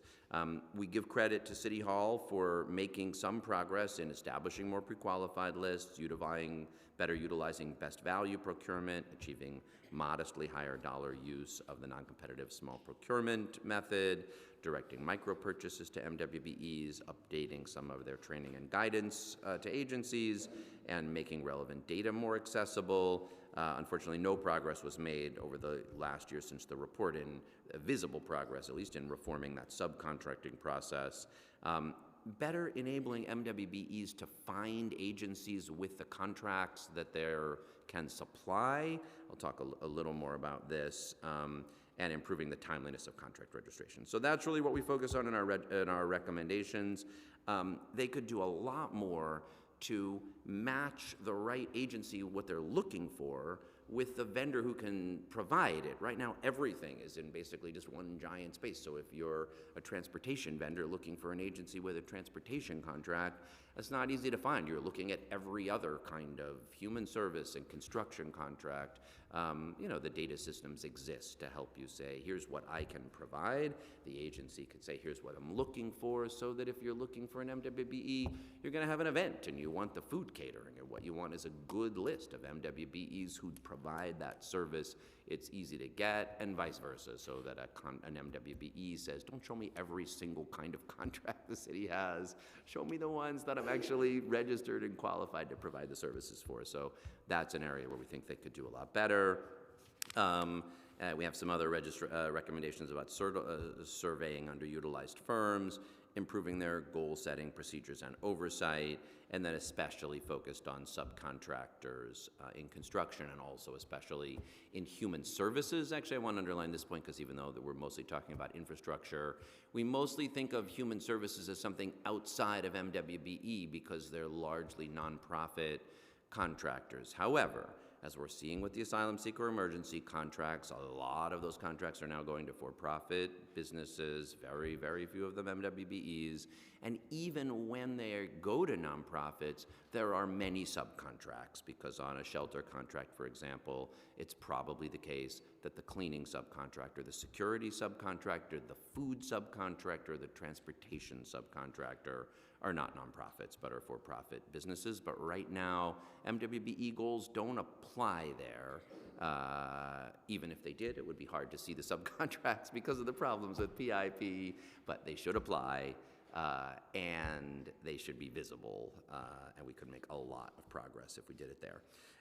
Finally, just want to acknowledge and speak briefly to Intro 23, sponsored by Chair Brooks Powers, which would require the controller to perform an annual audit of MWBE procurement. We applaud the intent of the legislation to guarantee transparency and accountability, recognizing that the current report is voluntary and would not be required to be continued by future controllers. As witnessed by the report we're issuing today, our office, through our contract review, access to FMS and checkbook, and related oversight powers, is well positioned to conduct this important work. We welcome feedback on the report, including suggestions for how we can make it even more useful. I will note we have some concerns about the specific language of the bill and look forward to further discussion to make sure we can best achieve our shared goals through it. And finally, in addition to all this data analysis, we organized a series of roundtable discussions in neighborhoods across the city in East New York, Jamaica, the Northeast Bronx, and the North Shore of Staten Island to hear directly from MWBEs. We heard a lot of frustration about some of the pain points, but a lot of hope about what city government could do. And we made a short video of the folks from those roundtables that I think we have queued up to play here, and we thought it would be great to conclude by hearing from MWBEs themselves.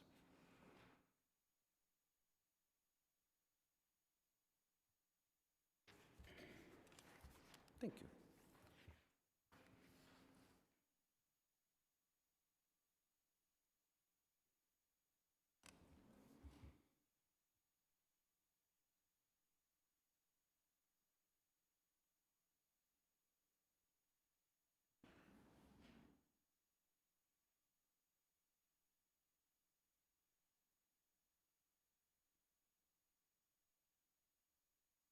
Optimized for mobile, so unfortunately it's more people will see it that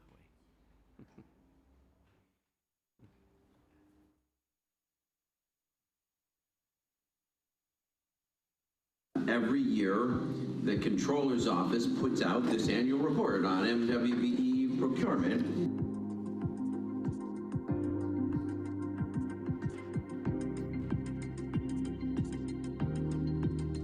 Just 7 years in and getting past all of that. It's been a journey, it's been a lot of hard work, and thankfully we were able to still be around and still getting contracts. But just a lot more help is needed for businesses that's coming into this arena. So far the experience has been a bit challenging. Utilizing the MWB portal has definitely been a very convoluted experience for me. Just a lot of things that I need to learn. The most confusing is that I don't understand how my industry can get more involved in the bidding process. When I get an email, I almost always immediately see it. So definitely having a lot of correspondences outside of just postings on websites. Because typically that's what happens. They already have who they're gonna give it award it to. They just throw it out there to make us feel like, okay, we offered it up. I have not been successful in getting any major contracts. The contracts that came by my way, for the most part, have been way outside the scope of small to medium-sized business. I'm Nina Flores. I'm the Executive Director at the Staten Island Business Outreach Center. The big issues for them sometimes is delaying process of payment and then trying to get work on Staten Island, because it's very hard for the city agencies if there's nothing on Staten Island that is available for them. I've been working with Nina Flores literally from the beginning. She worked with me. She basically held my hand through the whole process. She helped to make sure that we were registered with all the appropriate agencies and that our categories were correct. The best thing about these programs is when you have who always picks up the phone. I think that's most important. As far as getting the contracts, that gets a little more challenging. I think if there were more collectives where we could talk about our experiences, I think that would be a benefit to the community. We have gotten little or no work at all, or no contracts at all from the city over many, many years. The emphasis should now be on providing access to contracts to black businesses. And that tells you of their resilience, yet they just cannot break through and get those meaningful contracts. We made a lot of good recommendations for how it could be better. I'm glad that the comptroller came out tonight, and I'm hoping that some meaningful results will come out of this. Thank you. That was my constituent that closed it out. Just a few questions. First of all, thank you for coming and providing testimony. Thank you for the report that you voluntarily do, and it's important to acknowledge and recognize the work of your office around that, especially because it gives greater visibility in terms of how effective the MWBE program is and where some of the challenges may be, so that as legislators we can move forward legislation that could address some of those issues. So I just had a few quick questions, if that's okay. Yeah, of course. So does your office reach out to agencies that seem to be doing particularly well or particularly poorly to find out why? And are there best practices being implemented in some agencies but not others? Thank you for that question, Chair. Part of the reason why we pivoted from making the grade, which was the format of the annual MWB report under the prior administration, to the current format is because, as alluded to by, Michael Gardner and the controller, we really do want to partner with the administration. We want the information that we report out to be helpful in both the administration's own oversight agencies as well as their contracting agencies, being able to see where are we doing well, where are we not doing well, and to cross-share that information. And so our report includes sort of citywide totals, but we break it down based on industries, and we break it down based on agencies. Part of the cohort, the new way in which we're evaluating agencies on cohorts, is also not just to lump agencies who provide the same types of services or the same types of goods, but have the same sort of contracting portfolio, so that an agency doesn't feel that they are left alone to figure out how to address their own internal inability to perhaps maximize MWB utilization, and they can see, okay, I'm DOT, I see that DDC procures much of the same things that I'm procuring. They're excelling in overall utilization. They're excelling in higher average dollar non-competitive small purchase awards. They are excelling in better addressing the disparity within the disparity and cross-sharing that information. So our report was meant to help facilitate that dialogue, including our engagement with the administration on a regular basis to help procurement reform more generally. No, thank you for that. And what part of the MWBE pipeline, in your opinion, is in most need of improvement? From reaching out to potential MWBE firms, certifying them as MWBEs, informing them of contract opportunities, and finally the processes within the city agencies themselves that engage with MWBEs. I think if I were going to pick two things to prioritize, it would be the subcontracting, which is just a giant area of opportunity for growing firms, but that needs just the transparency, the utilization, and the oversight, and the matching that I mentioned, which is just fully achievable, right? Agencies know what they're procuring, the city has it all. So a system, you heard in the video someone say, it's all like one big giant soup, and if I either could get an email or at least register to be able to see the kinds of procurements I was looking for, I guess those were the two things that I would prioritize. And on a more micro level, I'm curious, what steps do you recommend the city to take to increase the MWBE human service contracts that you mentioned? We heard there are outreach efforts, but have you found that there are roadblocks to increasing these numbers? Well, first, I would say legally, like I haven't looked at the legal question, could you adjust the local law to apply it to human service contractors? But I don't conceptually know why not. Obviously, if a business itself is a nonprofit, then it doesn't have owners and it can't itself be an MWBE. But the subcontracting first, if your human service agencies are doing procurement from for-profit businesses, so the emergency contracts are exempted, and it's useful to hear them say they have a meeting in which they talk about them, but they don't need to be exempted. And then, so any human service contracts that are going to for-profit businesses could have the rules applied, and even those to nonprofits could have their subcontracting subject to the 30% goal. So I think there may be an opportunity either subsequent to the disparity study or with legislation to expand the local law. It only covers currently a quarter of city procurement, and if it covered more than the goals would apply, then of course there would be work to help agencies oversee and enforce. That would be a new thing for nonprofits to have their subcontracting held to MWB goals, and one would want to help them achieve that work. So there would be a lot to do, but I think it's a very promising area. And last two questions. One, how do you think the city should streamline collaboration and communication with MWBEs? And two, what actions can the city take to make sure the contracts awarded to MWBEs are paid in a timely manner? I'll take the first, and I'll hand it over to Charlotte for the second. Two points about kind of streamlining the relationship. One, you saw in the video the Staten Island groups talk about how much they value the work of the Staten Island Overall Business Development Corporation and Nina Flores. And I don't know enough about whether that's with a contract from SBS to do it, but it was clear in talking to people there, it's a complex system, and having somebody to help you navigate it is really helpful. So I think, building on that the kind of work that she's doing and having contracts to do that is valuable.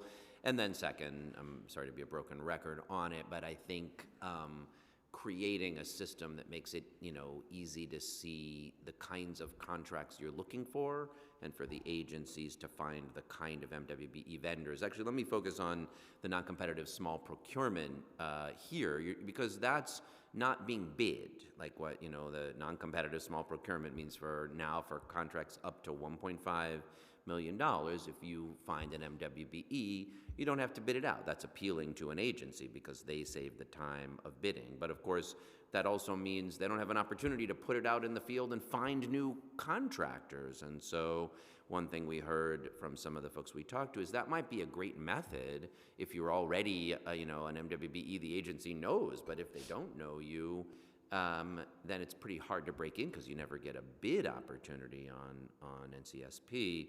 A way of dealing with that could be let's look at the things which are the biggest areas of NCSP procurement, something like, I'll use catering as an example just because it's a thing we do in our office if we're having an event. And we always now look to make sure that our catering vendor is an MWBE and try to use that method. A system in which it was easy to find what you were looking for across the different types of procurement, I think could really streamline the relationship. And I'll hand it off to Charlotte on timely registrations. So, I think as Chair, you mentioned and you questioned the prior panel on retroactivity, generally speaking, has always been a longstanding problem for city agencies.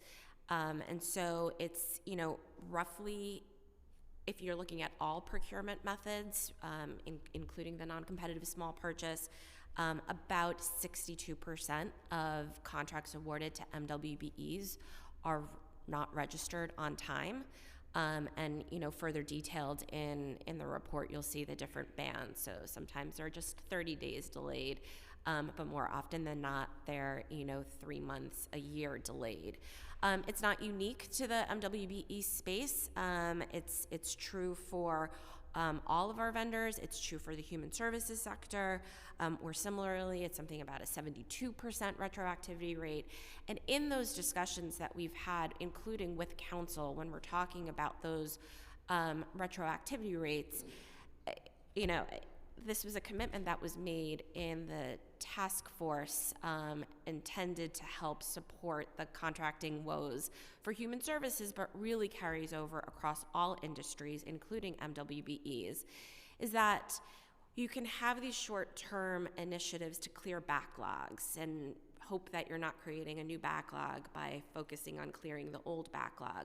But you're never going to get to the root of the problem unless you look at key performance indicators and milestones that are part of the entirety of the process, which is partly why looking at data at such a micro level is helpful, because you need to look to see where are those bottlenecks, where are proposed legislative changes, where are additional training opportunities for staff and or vendors.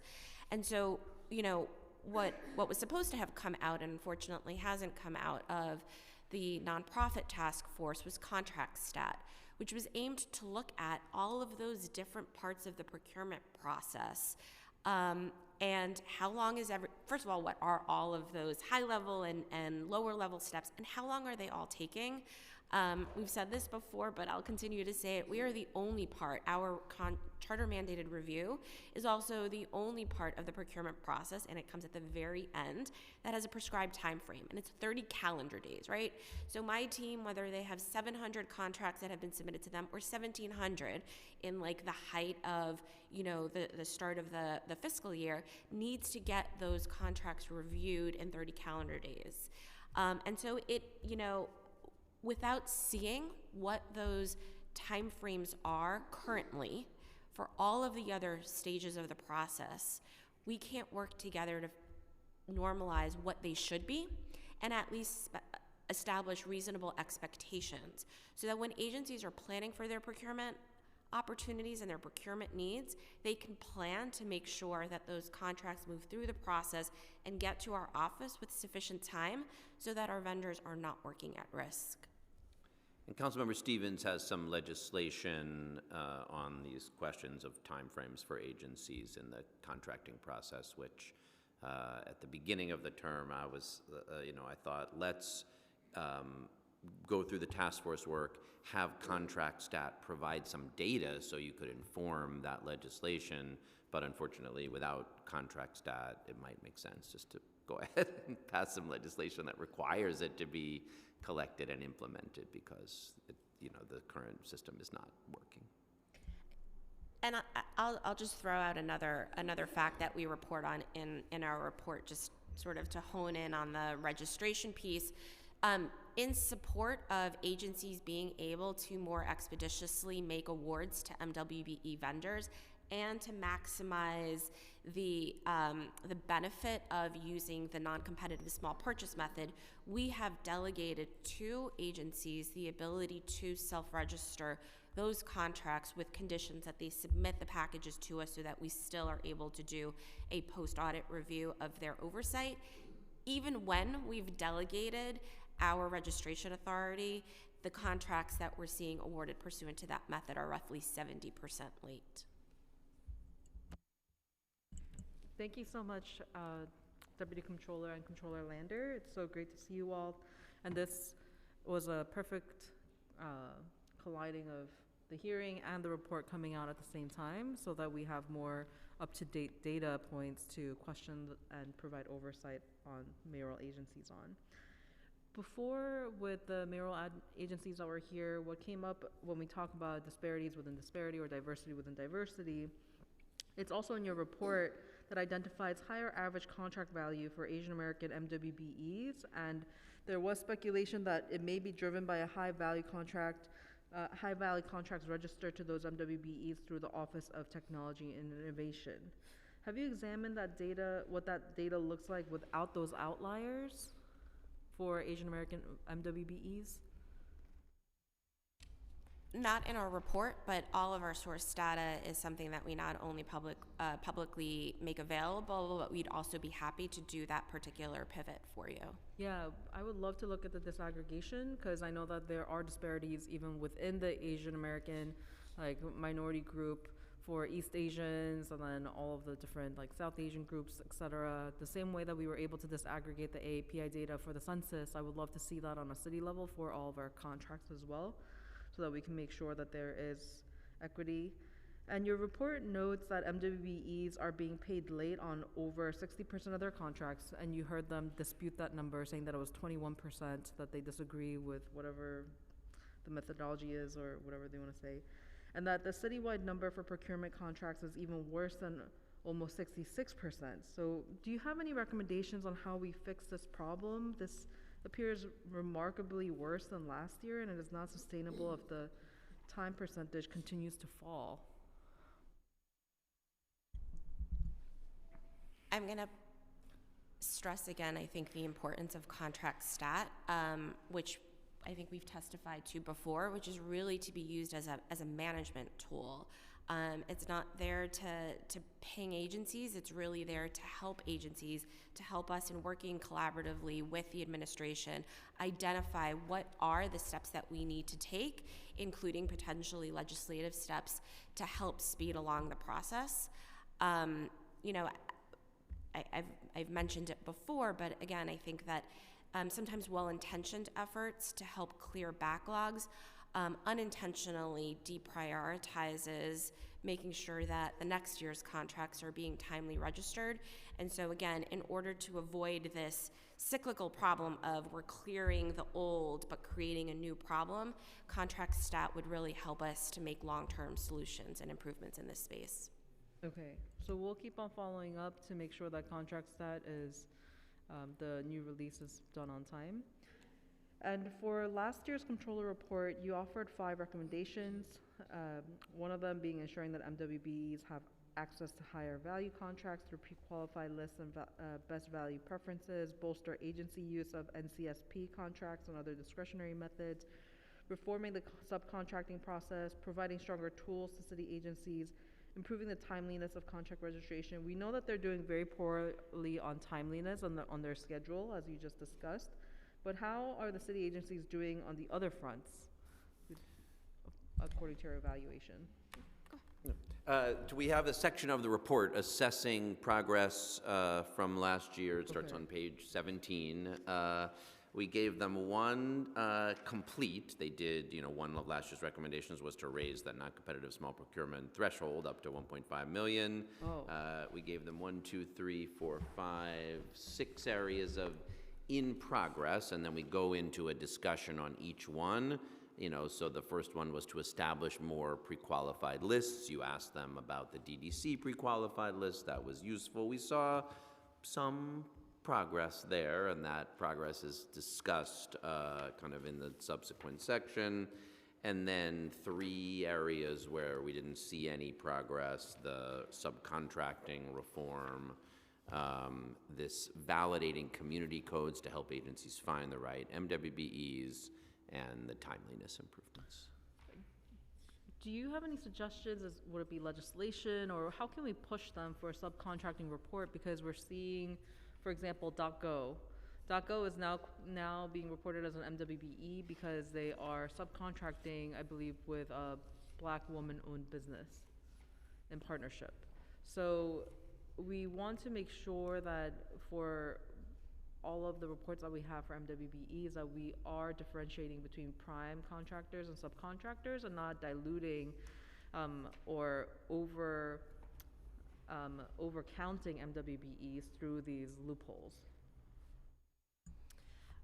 We share both that concern of the double counting, but also the need for better systems to be able to differentiate, as you said, Chair, between the prime and the sub. In a perfect world, if the pay information portal, PIP, was being used in the way it is actually in some cases required to be. So just, backing up for a moment, the city's PPB rules already require that all subcontractors be submitted by primes to agencies and approved or denied. And then most of the city's contracts include a contractual provision that require the prime to enter the request for the prime in PIP and say yay or nay. And then, unfortunately, much of the work is still paper-based, and I think we went into this in last year's MWB report as well. There's also an opportunity for payments to subs to be entered into that system. As you probably know, the city cuts its checks to its primes, so the visibility into subcontractor utilization, but especially payments, is really opaque. So strengthening the enforcement of requirements that are already built into our procurement rules, that are already contractual provisions of our contracts, and then making sure that the tools that are part of that infrastructure to see who the subs are and payments to them, I think are critical.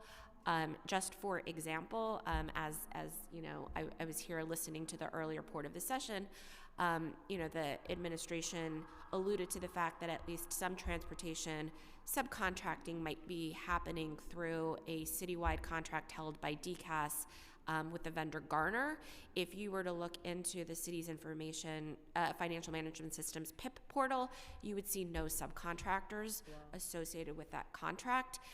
So again, the subcontracting information that we do report on in here is what we can see, but with only 13% of those contracts that are subject to local law 174, which isn't even the nonprofit human services space, we really have no visibility to be able to help make recommendations or hold agencies accountable. Yeah, or the Garner contract either, since I think, isn't that, that was an emergency contract? The existing Garner contract is not an emergency, but they're using it to leverage the city's response to the emergency.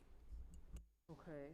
And then, we would love to continue to partner with you on this because we're just concerned. We're seeing it all over the migrant contracts, and then we're seeing it for school construction authority, et cetera. And then we're just looking at your report and being awestruck at every single page, our jaws dropping. My last question is, can you speak to the Z-score methodology your office is using this year to measure agency success and failure when it comes to MWBE procurement? In the past, there was a general percentage used for the best and worst performing agencies, like an A to F score. How is the Z-score model different? If you could just simplify it, because it's a lot harder than looking at an A, B, C, D, F. It is. Yeah. Yeah, sure, absolutely. This was, from my prior professional life, having been at 4 contracting agencies, and 4 contracting agencies that have had vastly different scopes, but also contracting portfolios. It's not easy to compare a small agency that has a very specific mission and therefore very specific procurements to support that mission with a large agency that maybe has a variety of industries for which it needs to procure contracts.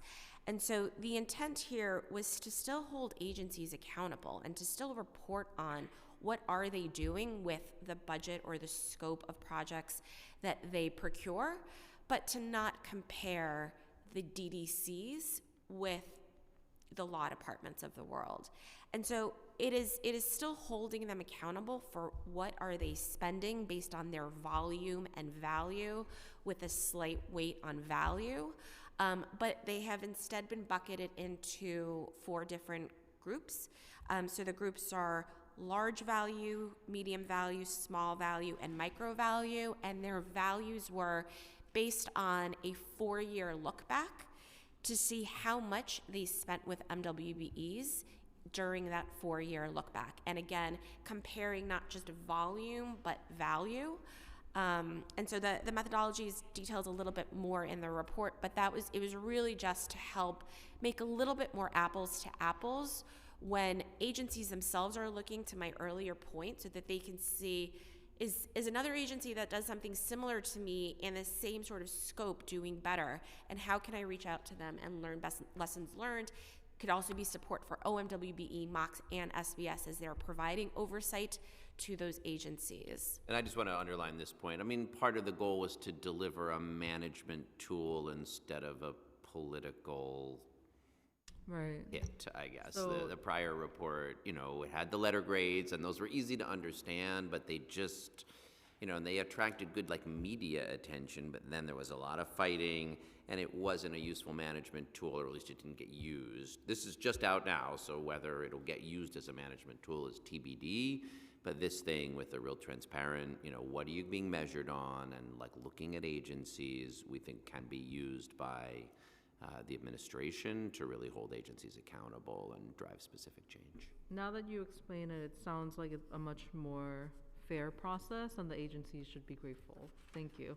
You're welcome. Okay, I have no further questions. Okay, Chair, I just want to also add, while most of the most of the detail on each of the agencies is in the agency-specific section, there are 2 sections in the report where we did sort of one-pagers that you can easily see agency versus agency comparison in instances where maybe that sort of apples to oranges isn't as applicable, and that's related to retroactivity, as well as I think what you were all referencing earlier when you were discussing DOT's non-competitive small purchase amount, their average value, as well as the number of unique vendors that they contract with.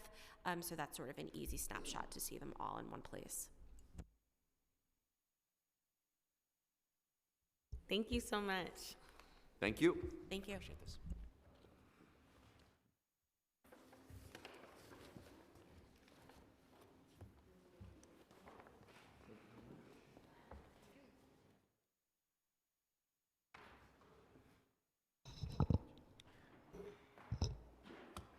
Thank you. We will now turn to public testimony. Each panelist will be given 2 minutes to speak.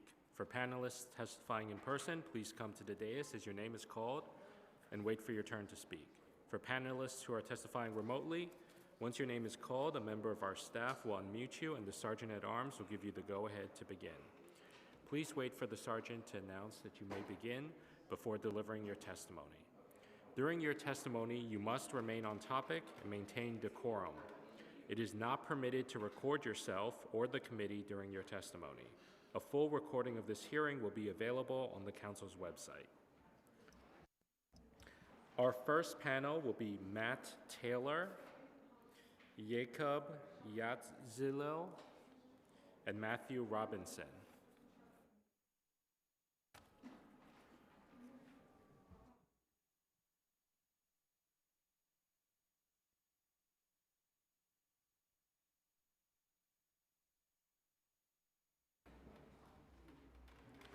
Please begin whenever you're ready.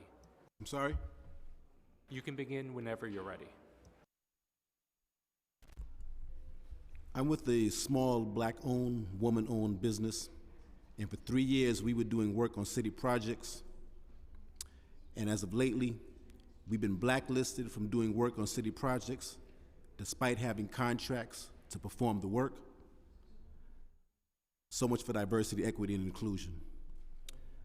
I have some legislative proposals that I need to introduce because the current policies and practices are hurting small black-owned businesses. They hurt black businesses, they hurt businesses and small businesses in general. But as you know, whatever affects the general affects blacks more severely, being the most disenfranchised, disliked, and disrespected group in society. So I would like to submit my legislative proposals. Thank you. Thank you for that testimony. Can you give some more, clarity in terms of what some of the legislation you would like to see that would be beneficial to particularly black businesses? One of the things that could help is that when a subcontractor has a contract with the general contractor, the city should not go into that general contractor and tell them they can't use the subcontractor. that they already have a contract with between the sub and the general contractor, being that the city doesn't recognize subcontractors as vendors anyway. The contract that the city has is with the prime contractor and not the subcontractor. And we've been denied the opportunity to work on 2 projects that we've had contracts to perform the work on. And have explanations been given at any time as to why? There are no explanations that are given to us. The agency people, they called the general contractor. One instance, the chief contracting officer told the general contractor over the phone that he couldn't use us for a situation that he knew didn't exist. He doesn't do anything in writing. Another proposal that I have is that if a contractor is denied or approved, that this be placed in writing, because right now they do it over the phone, and when you raise it, they say there's no proof that you were even denied.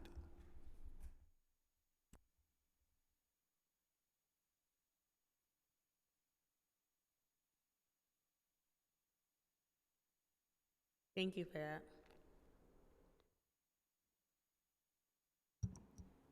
Good evening. My name is Matthew. I'm here to represent my committee, the Patriots, True Patriots of America.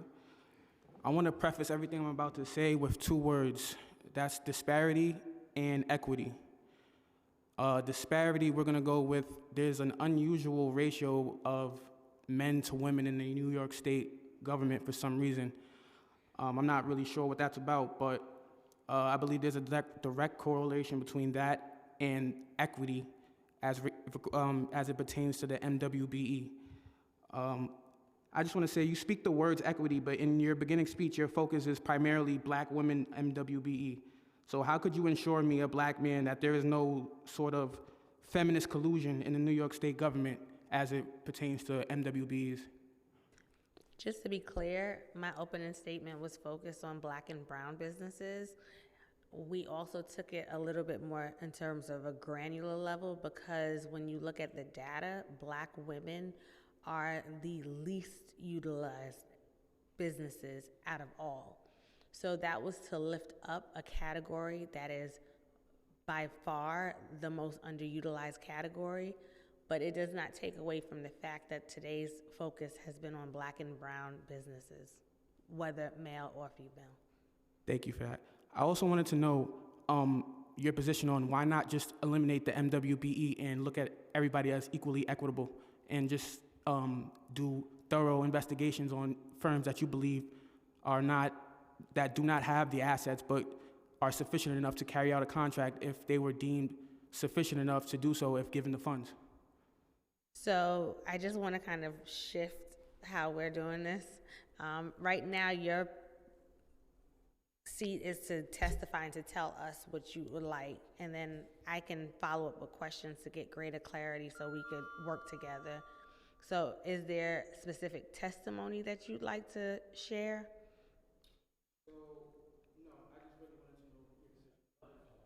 Your mic, sorry. No, I really just wanted to know your position on that, to be quite frank. Okay, well, I can answer you on that in terms of the MWBE program. As we see, even by the numbers right now, with the MWBE program, minority businesses in particular are still far too underutilized. Without this program that places a requirement for good faith for these businesses to even have a space at the table, it would probably be even less of that. So right now, we're trying to create opportunity and to ensure that prime contractors are providing opportunities to minority businesses. But the real goal is to be able to scale them so that they can be prime businesses, so that they don't always have to necessarily go through the MWBE program, but they have to get their foot in the door to have that access, and that's what we're seeking. But thank you for coming here. I would love to have additional conversations to understand your perspective a bit better. Thank you. Thank you.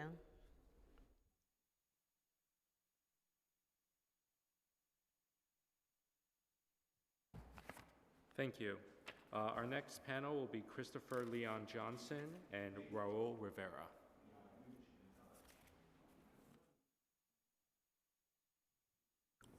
Ready? Hey, good afternoon, Chair. Good afternoon, Chair.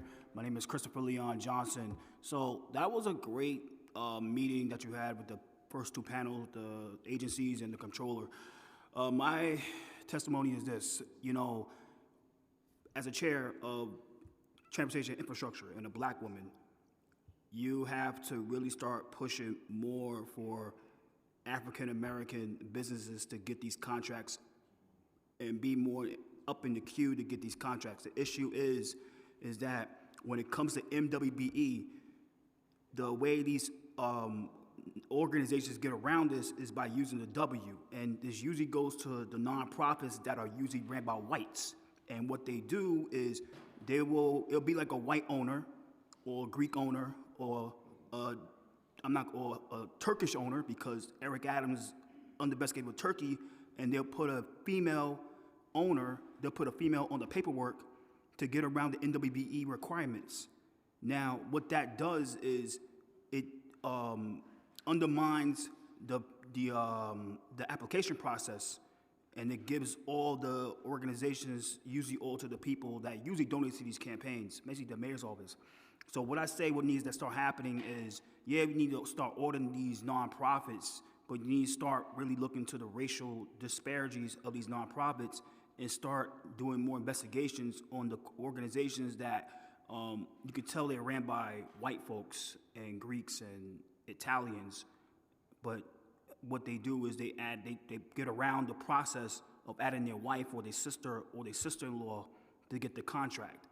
So that needs to start happening a little more. I know the city council don't have that much power, but they need to start making that inquiry with the controller's office and the DCC and NYCEDC and the DOT, because it's a transportation infrastructure. So that needs to start happening a little more. Thank you for your testimony. And as you heard earlier today, that is a concern in terms of shell businesses, and we are looking to root those out and make sure that, you know, they are removed from those spaces. But thank you. You're welcome.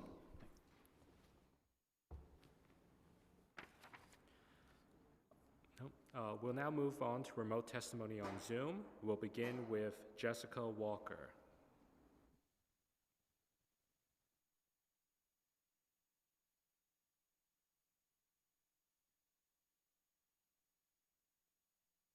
You may begin. Hi, I'm Jessica Walker. I'm the president of the Manhattan Chamber of Commerce. We represent the more than 125,000 businesses across Manhattan, both large and small. I wanted to weigh in today in support of Intro 23, because we all know the facts too well. MWBEs face unique hurdles, such as less access to business education resources, financing, business networks, just so many disparities that we've all talked about today. Programs designed to help MWBEs tap into the tremendous buying power of city and state government are improving, but structural barriers remain. Moving the needle on this issue would be truly transformational for many MWBEs in New York. We are at a pivotal moment where so many good things are coming together. As you discussed today, Mayor Adams has made advancements by appointing the first chief diversity officer, who's doing a lot of great, smart things already. At the state level, they just increased the city's limit on discretionary contracts to 1.5 million, which is higher than it's ever been. So we have an immense opportunity.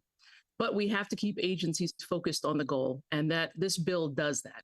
Formally auditing the MWB activities of each agency not only holds their feet to the fire, it also provides an opportunity for learning moments. The auditors can help identify specific contracts that could have been handled differently so that they can change their processes going forward. And that's more than what the comptroller's current annual evaluation is capable of doing. So we do support the legislation. Finally, I also want to urge the City Council to continue funding vital programs like Chamber on the Go and the 5-Borough Chamber Alliance, which allows nonprofit organizations to provide the outreach needed to do MWBE certification and also provide the funding, or at least put organizations and businesses in touch with funding that they need to successfully complete projects. So thank you so much for sponsoring this bill, Chair Brooks Powers, and for those who already support it, I stand ready to assist you. Thank you. Thank you for that testimony. I'm especially interested in knowing, like, if there are any components in terms of a formal audit that, from your perspective, should be included in such a law. Yeah, so I do think that obviously right now we already see the information through the comptroller's report in terms of, who's doing what. What I thought was really interesting was that a very small percentage of contracts are going to professional services, which I thought was really interesting. So I want to delve more into those types of contracts and really break that out and really find out where the gaps are, because it seems like we're a lot stronger on things like construction, where I think, there's a lot of outreach work, matchmaking happening, but on different industries like professional services, there's a lot less of that. So I want to see more specifics on that. Thank you so much. If we had inadvertently missed anyone that is registered to testify today and has yet to have been called, please use the Zoom hand function if you are testifying remotely, and you will be called in the order that your hand has been raised. If you are testifying in person, please come to the dais. Seeing no one, I will now turn it over to Chair Brooks Powers for closing remarks. Thank you. Thank you to the agencies and to the public for their contributions to today's conversation. This conversation is not to separate different races, but it's in order to ensure that our minority and women-owned businesses have an opportunity to take part in public contracts in the city of New York. I look forward to future discussions around this, and again, I thank Chair Wan for co-chairing today's hearing. And with that, we will consider this meeting adjourned.